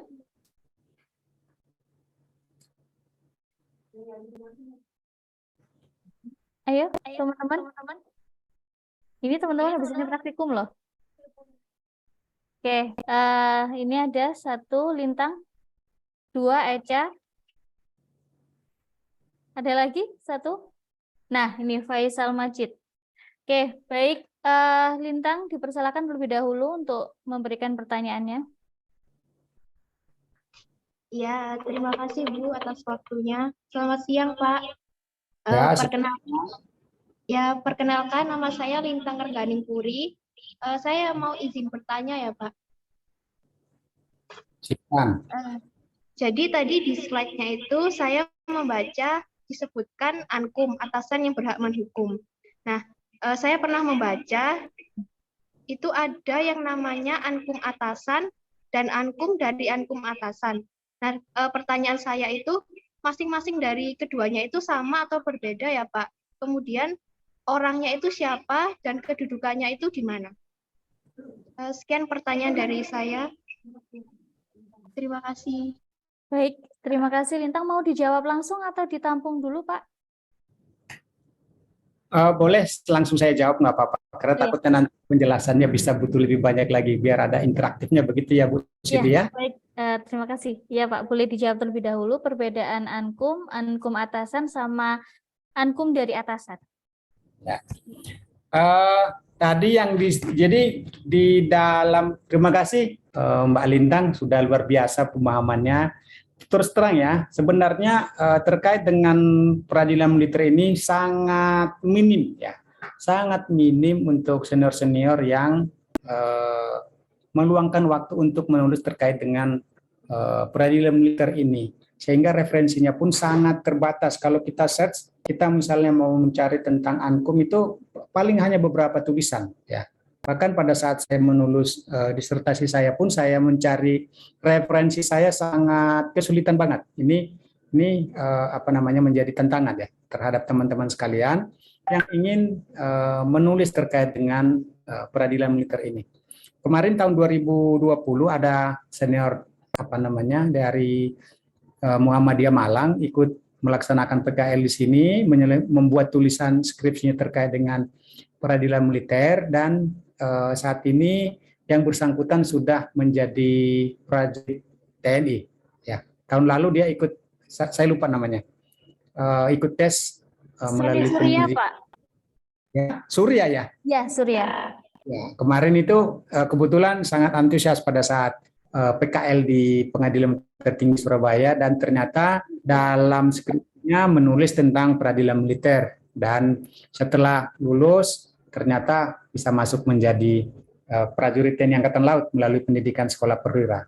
Nah, ini saya sampaikan kepada teman-teman sekalian, apabila Anda teman-teman sekalian berkeinginan untuk menulis apa namanya hukum pidana militer ini, sangat terbuka, sangat luas kesempatan untuk apa namanya membuat karya-karya tulis terkait dengan peradilan militer ini.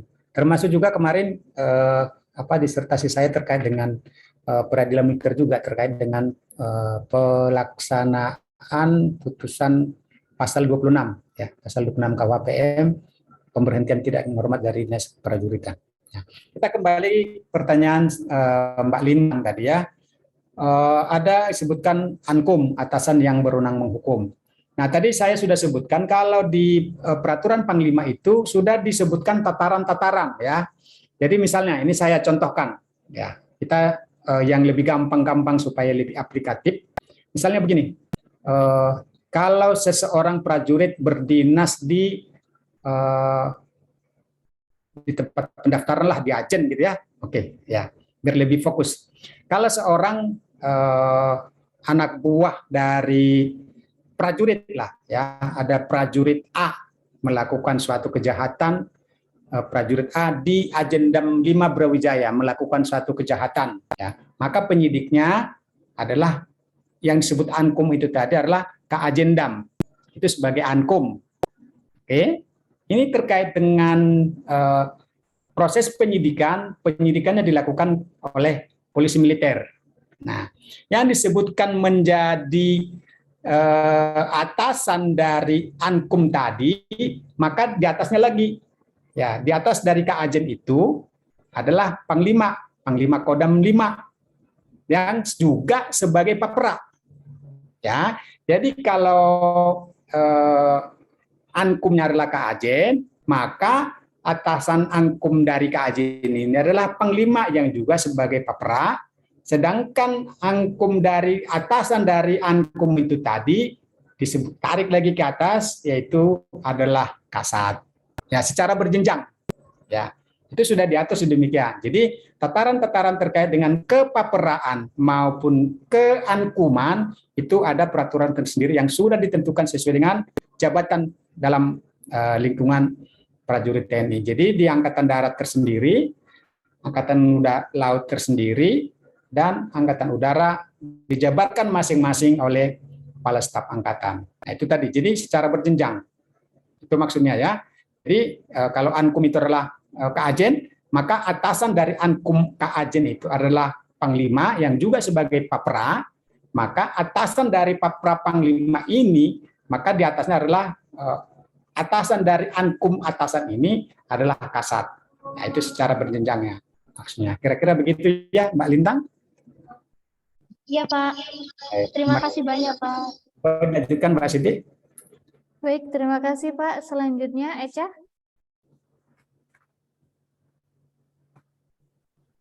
Baik, Bu. Terima kasih atas kesempatannya. Assalamualaikum warahmatullahi wabarakatuh. Perkenalkan, sebelumnya nama saya Eca Anissa Auliza dari Fakultas Hukum Universitas Muhammadiyah Malang. Izin Bapak untuk mengajukan pertanyaan, gitu. Ya, jadi kan tadi dikatakan bahwa Ankumi itu sebagai penyidik, tapi dalam pelaksanaan sehari-hari ini tidak melakukan penyidikan dan menyerahkan perkara tersebut ke polisi militer. Nah, dalam penyerahan tersebut itu, jadi kan Ankumi ini menyerahkannya ke PM. Lalu apakah dalam penyerahan itu ada batasan atau ukuran atau apa itu yang menilai lah intinya bahwa Ankumi dapat menyerahkan suatu perkara ke polisi militer? Seperti itu, Pak. Terima kasih. Wassalamualaikum warahmatullahi wabarakatuh. Baik, silakan Bapak bisa dijawab. Baik, Mbak Siti. Baik, luar biasa untuk pemahaman teman-teman sekalian. Ternyata inilah kelebihan kita dari mahasiswa Fakultas Hukum ya, kritis gitu ya, kritis. Nah, artinya begini, seorang Ankum ya dalam kesehari-harian ya, dalam kesehariannya tidak melakukan penyidikan ya, tidak melaksanakan fungsinya selaku penyidik, namun menyerahkan tugas penyidikan ini kepada polisi militer. Nah, yang saya pahami dari pertanyaan dari Mbak Eca ini, apa sih kriterianya seorang seorang polisi militer melakukan penyidikan ya? Sehingga ini tadi yang saya sebutkan ya, disitulah fungsi dari seorang polisi militer yang melakukan fungsi penyidikan, meminta penahanan ya, meminta penahanan. Sehingga kenapa ini seorang Ankum terlibat sebagai penyidik? Jangan sampai ini perlu untuk pemahaman teman-teman sekalian. Jangan sampai ada prajurit yang dilakukan penyidikan tanpa sepengetahuan komandan satuan. Ya, ini tidak boleh terjadi. Sehingga ini seorang penyidik polisi militer begitu menemukan seorang prajurit yang diduga untuk melakukan kejahatan, maka pada saat itu juga polisi militer selaku penyidik memberitahukan menginformasikan kepada komandan satuannya yang juga sebagai Ankum bahwa prajurit dari satuan A tadi saya contohkan Ankumnya adalah Kepala Ajudan Jenderal Kaagendam 5, maka dan Pomdam atau Denpom Alam akan menginformasikan kepada Kaagendam bahwa prajurit A dilakukan penyidikan terkait adanya dugaan melakukan kejahatan pasal A, B, dan C. Ya, sehingga tidak boleh seorang penyidik melakukan tindakan penyidikan, tindakan apapun tanpa sepengetahuan komandan satuan. Ya, komandan satuanlah yang kita sebutkan, kita kategorikan sebagai Ankum. Jangan sampai terjadi ada prajurit A dilakukan penyidikan tanpa sepengetahuan komandan satuan. Kira-kira begitu Mbak Eca? Gitu ya? Baik, terima kasih Pak. Selanjutnya ada Faisal Majid. Baik, terima kasih. Sebelumnya, Assalamualaikum warahmatullahi wabarakatuh. Bisa on cam? Waalaikumsalam warahmatullahi wabarakatuh. Oh, ini mohon maaf ya Bu ya, saya nggak bisa on cam. Oh, ya udah nggak apa-apa. Silakan. Ya, saya mau bertanya, Pak. Jadi jika seperti yang kita ketahui bersama, bahwasanya KUHAP itu kan merupakan hukum pidana formil yang bertujuan untuk menegakkan hukum pidana material, yaitu KUHP. Jadi KUHAP untuk menegakkan KUHP. Nah, untuk peradilan militer sendiri itu untuk menegakkan KUHP juga atau untuk menegakkan pidana material yang ada di lingkungan militer sendiri. Itu, terima kasih. Baik, terima kasih. Silakan Bapak waktu dan tempat untuk menjawab pertanyaannya. Baik, terima kasih Bu Mbak Siti. Saudara Mas Faisal ya, Mas Faisal Majid. Begini, kalau di dalam undang-undang KUHP tadi ya, selain KUHP ya, dalam undang-undang peradilan militer memedomani undang-undang 3197 tentang peradilan militer. Ya, sama ya.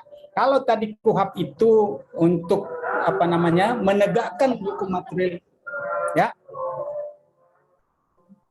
Ya, kalau tadi untuk menegakkan KUHP menjadi tambahan untuk penegakan hukum pidana militer. Ya. Jadi kalau di dalam peradilan militer KUHP ada Undang-Undang 881 ditambah dengan 3197 untuk menegakkan semua hukum positif yang ada di Indonesia. Ya, jadi kita bukan hanya berpedoman pada Undang-Undang 3197. Kalau tidak diatur di dalam Undang-Undang 3197 sebagai lex spesialis, maka kita ambil Undang-Undang 881 KUHP. Ya, gitu tadi.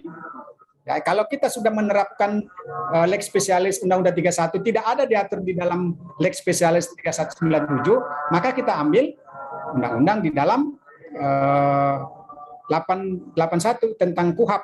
Nah, demikian juga kalau misalnya yang bersangkutan melakukan pelanggaran terhadap KUHP ataupun undang-undang lain yang tidak diatur di dalam undang-undang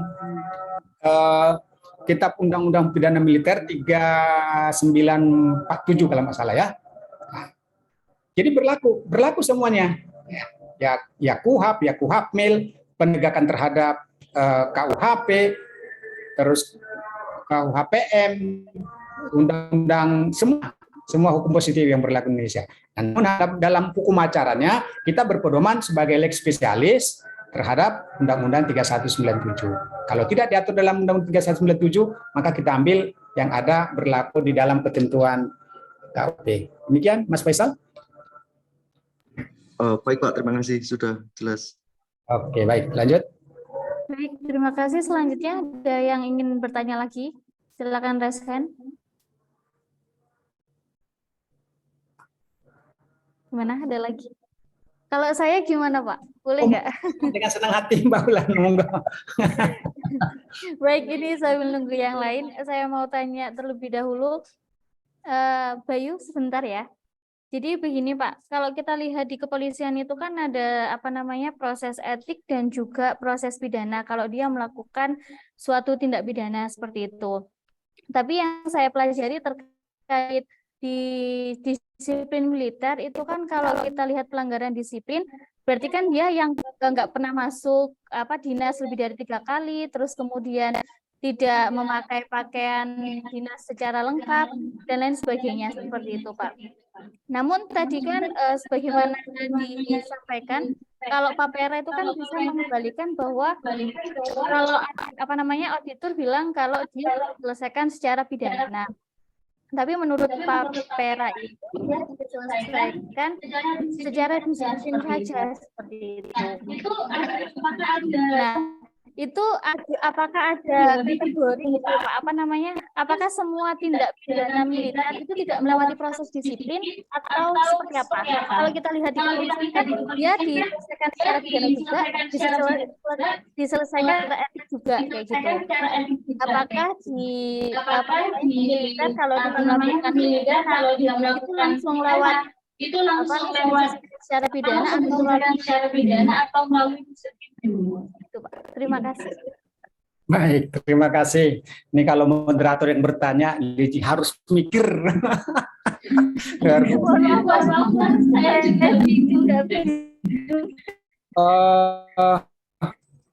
Kalau kita terkait dengan pelanggaran kejahatan terhadap kejahatan pidana, maka itu akan diselesaikan melalui proses pidana. Oke. Namun di dalam proses mulai dari penyidikan sampai dengan penuntutan oleh auditor militer, maka sebelum melakukan penuntutan, seorang auditor akan meminta persetujuan dulu lah, istilahnya dalam persetujuan lah, sebelum menerbitkan papra ini. Mereka mengajukan net consent. Mari Pak, anak buah Bapak ini ada diduga melakukan suatu kejahatan. Mari tanda tangani surat ini, keputusan penyerahan perkara supaya kami menyerahkan ke pengadilan. Oke.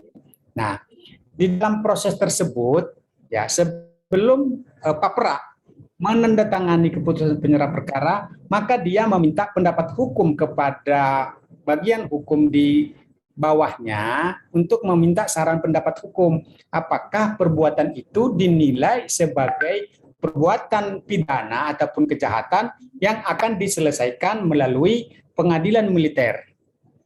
Maka pra akan menandatangani keputusan penyerahan perkara, dikembalikan kepada auditor untuk diserahkan ke pengadilan militer untuk diselesaikan melalui persidangan pidana militer. Namun bisa terjadi apabila pada saat auditor militer meminta keputusan penyerahan perkara kepada papra, maka pada saat papra meminta pendapat hukum kepada bagian hukum di bawahnya, dimungkinkan dari saran pendapat hukum tersebut, menurut saran hukum ini bahwa perbuatan tersebut tidak masuk dalam kategori kejahatan. Nanti kita bahas dulu kategori kejahatan yang mana. Oke. Sehingga nanti akan terjadi perbedaan pendapat. Papra sesuai dengan saran hukum dari bagian hukumnya mengatakan, wah ini cukup diselesaikan melalui hukum disiplin. Nah, tetapi menurut auditor menyatakan bukan, ini pidana, sehingga ada perbedaan pendapat. Ini nanti yang diselesaikan di pengadilan militer utama melalui sidang perbedaan pendapat. Nah, baik. Untuk menilai apakah perbuatan tersebut bisa diselesaikan melalui hukum disiplin. Ya, kalau hukum disiplin militer ini sudah diatur dengan Undang-Undang Nomor 25 tahun 2014. Ya, nanti dicek di pasal 8 ada disebutkan dua kategori yang bisa diselesaikan melalui saluran hukum disiplin militer, ya, yaitu perbuatan atau tindakan atau hal yang merugikan secara kedinasan, ya, peraturan disiplin PUDD, ya, ada itu nanti di pasal 8 ayat 1.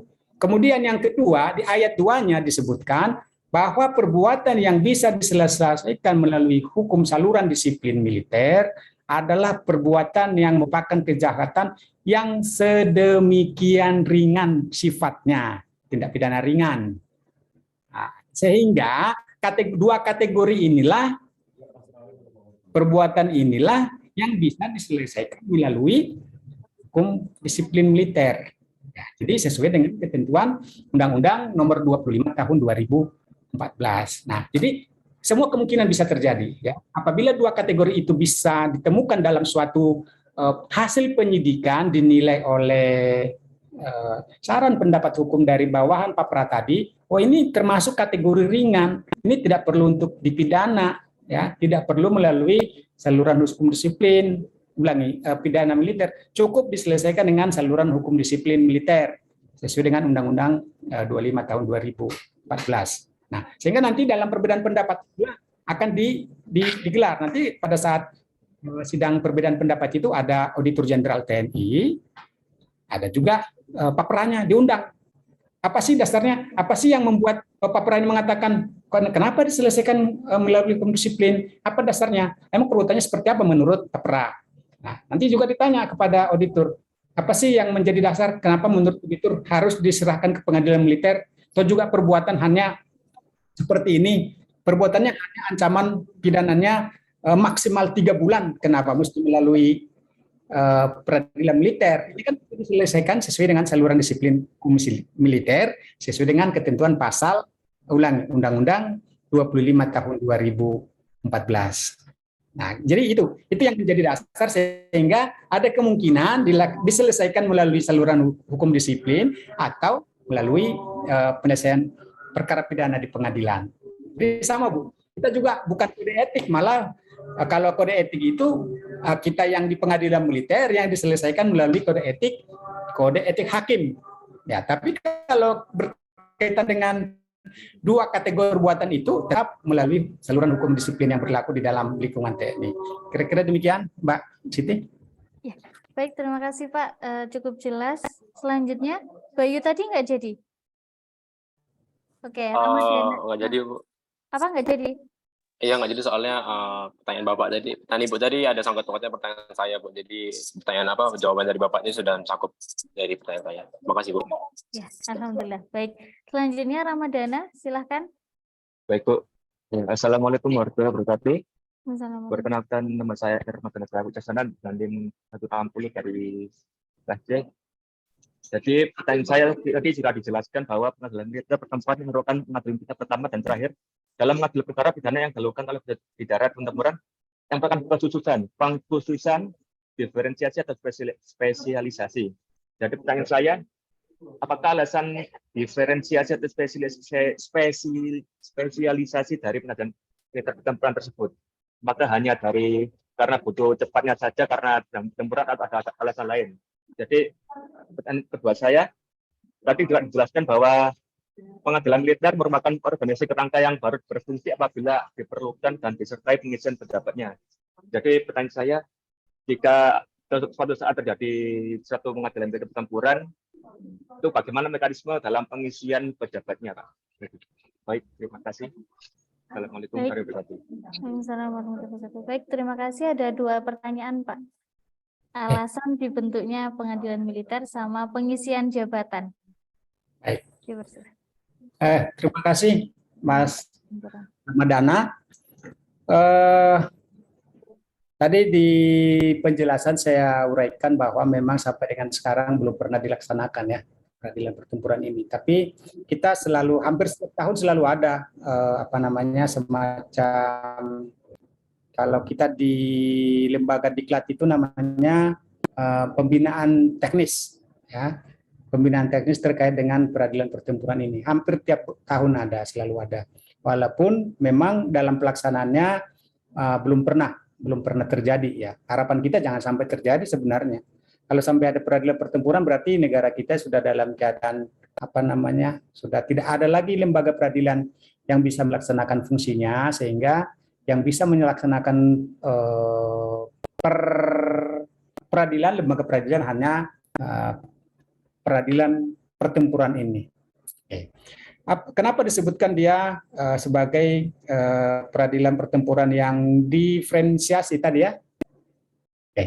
Ini karena memang di dalam peradilan pertempuran ini kan dibutuhkan kecepatan. Ya, jangan sampai ya seorang prajurit yang sedang melakukan pertempuran dapat mengganggu prajurit lainnya.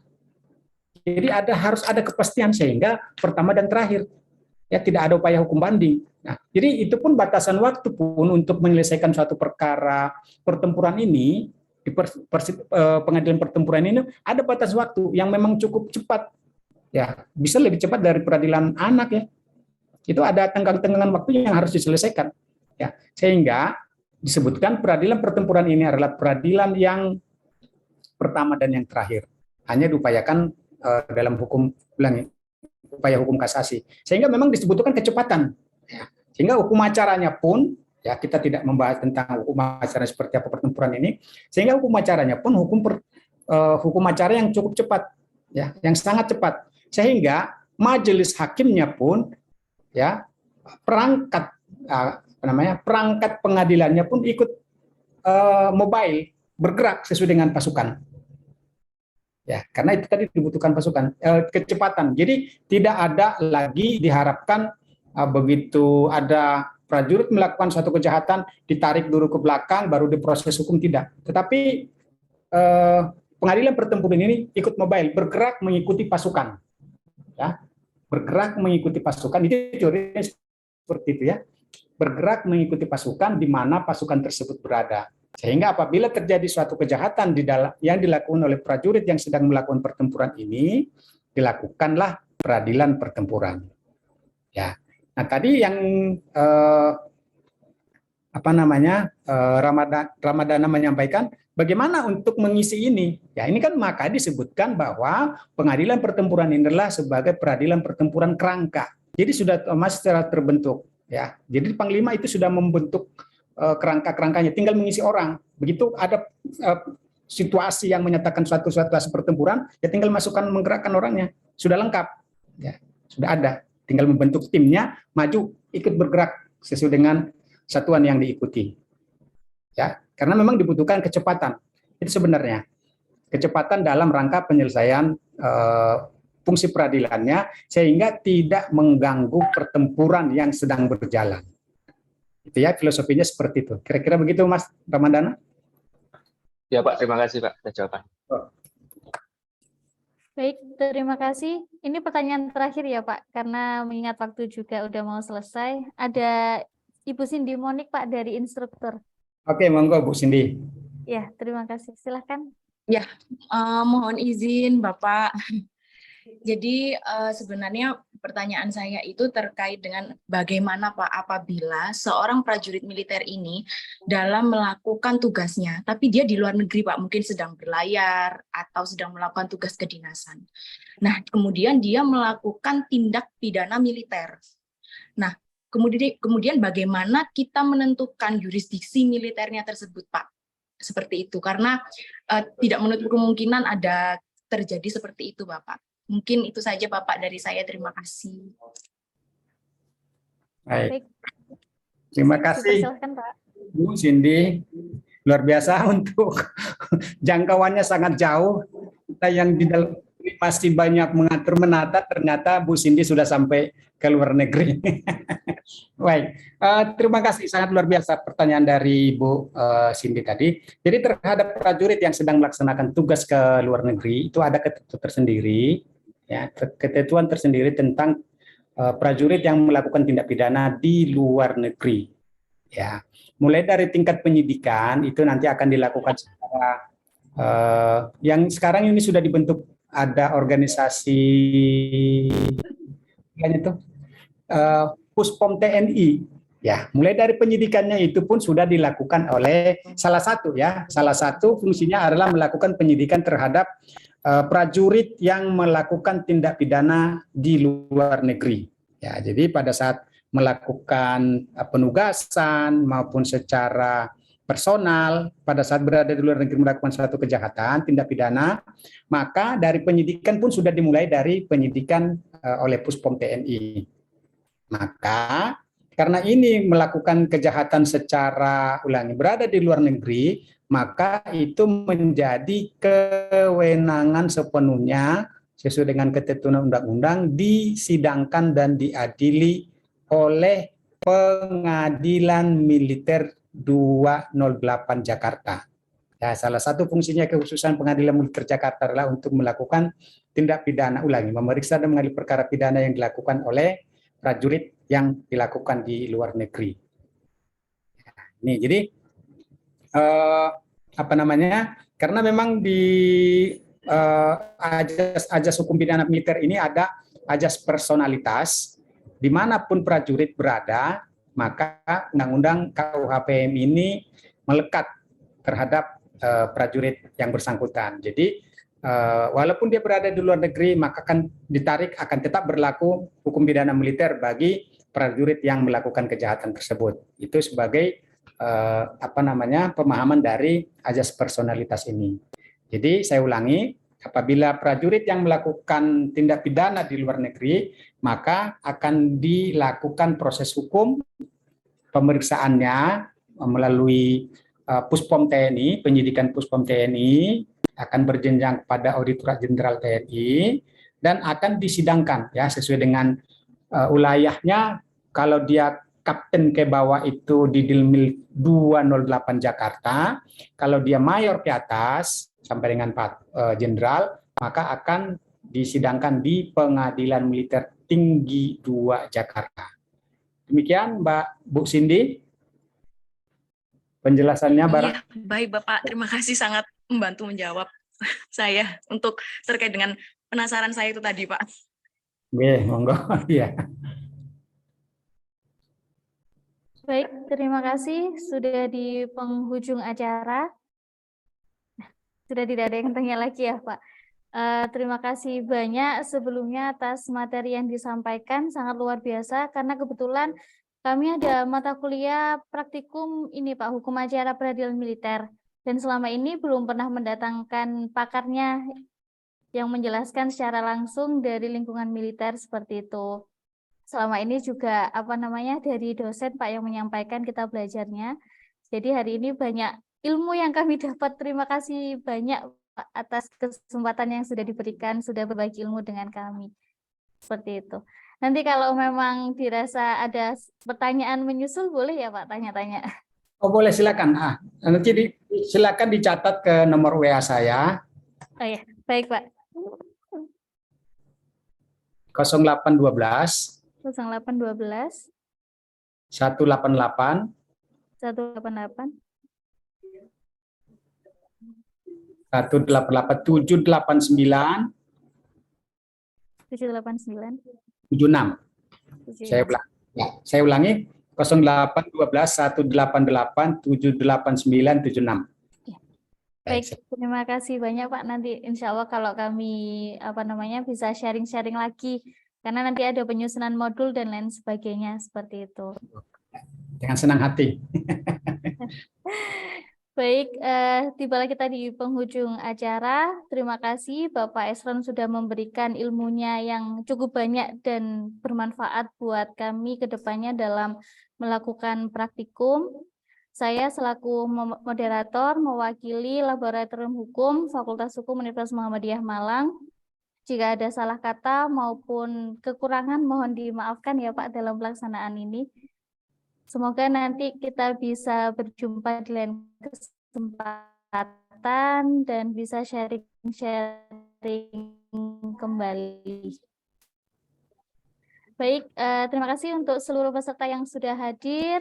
Terima kasih Bapak Esron dan semuanya atas materi yang diberikan. Saya selaku moderator, mohon maaf apabila ada salah kata maupun perbuatan.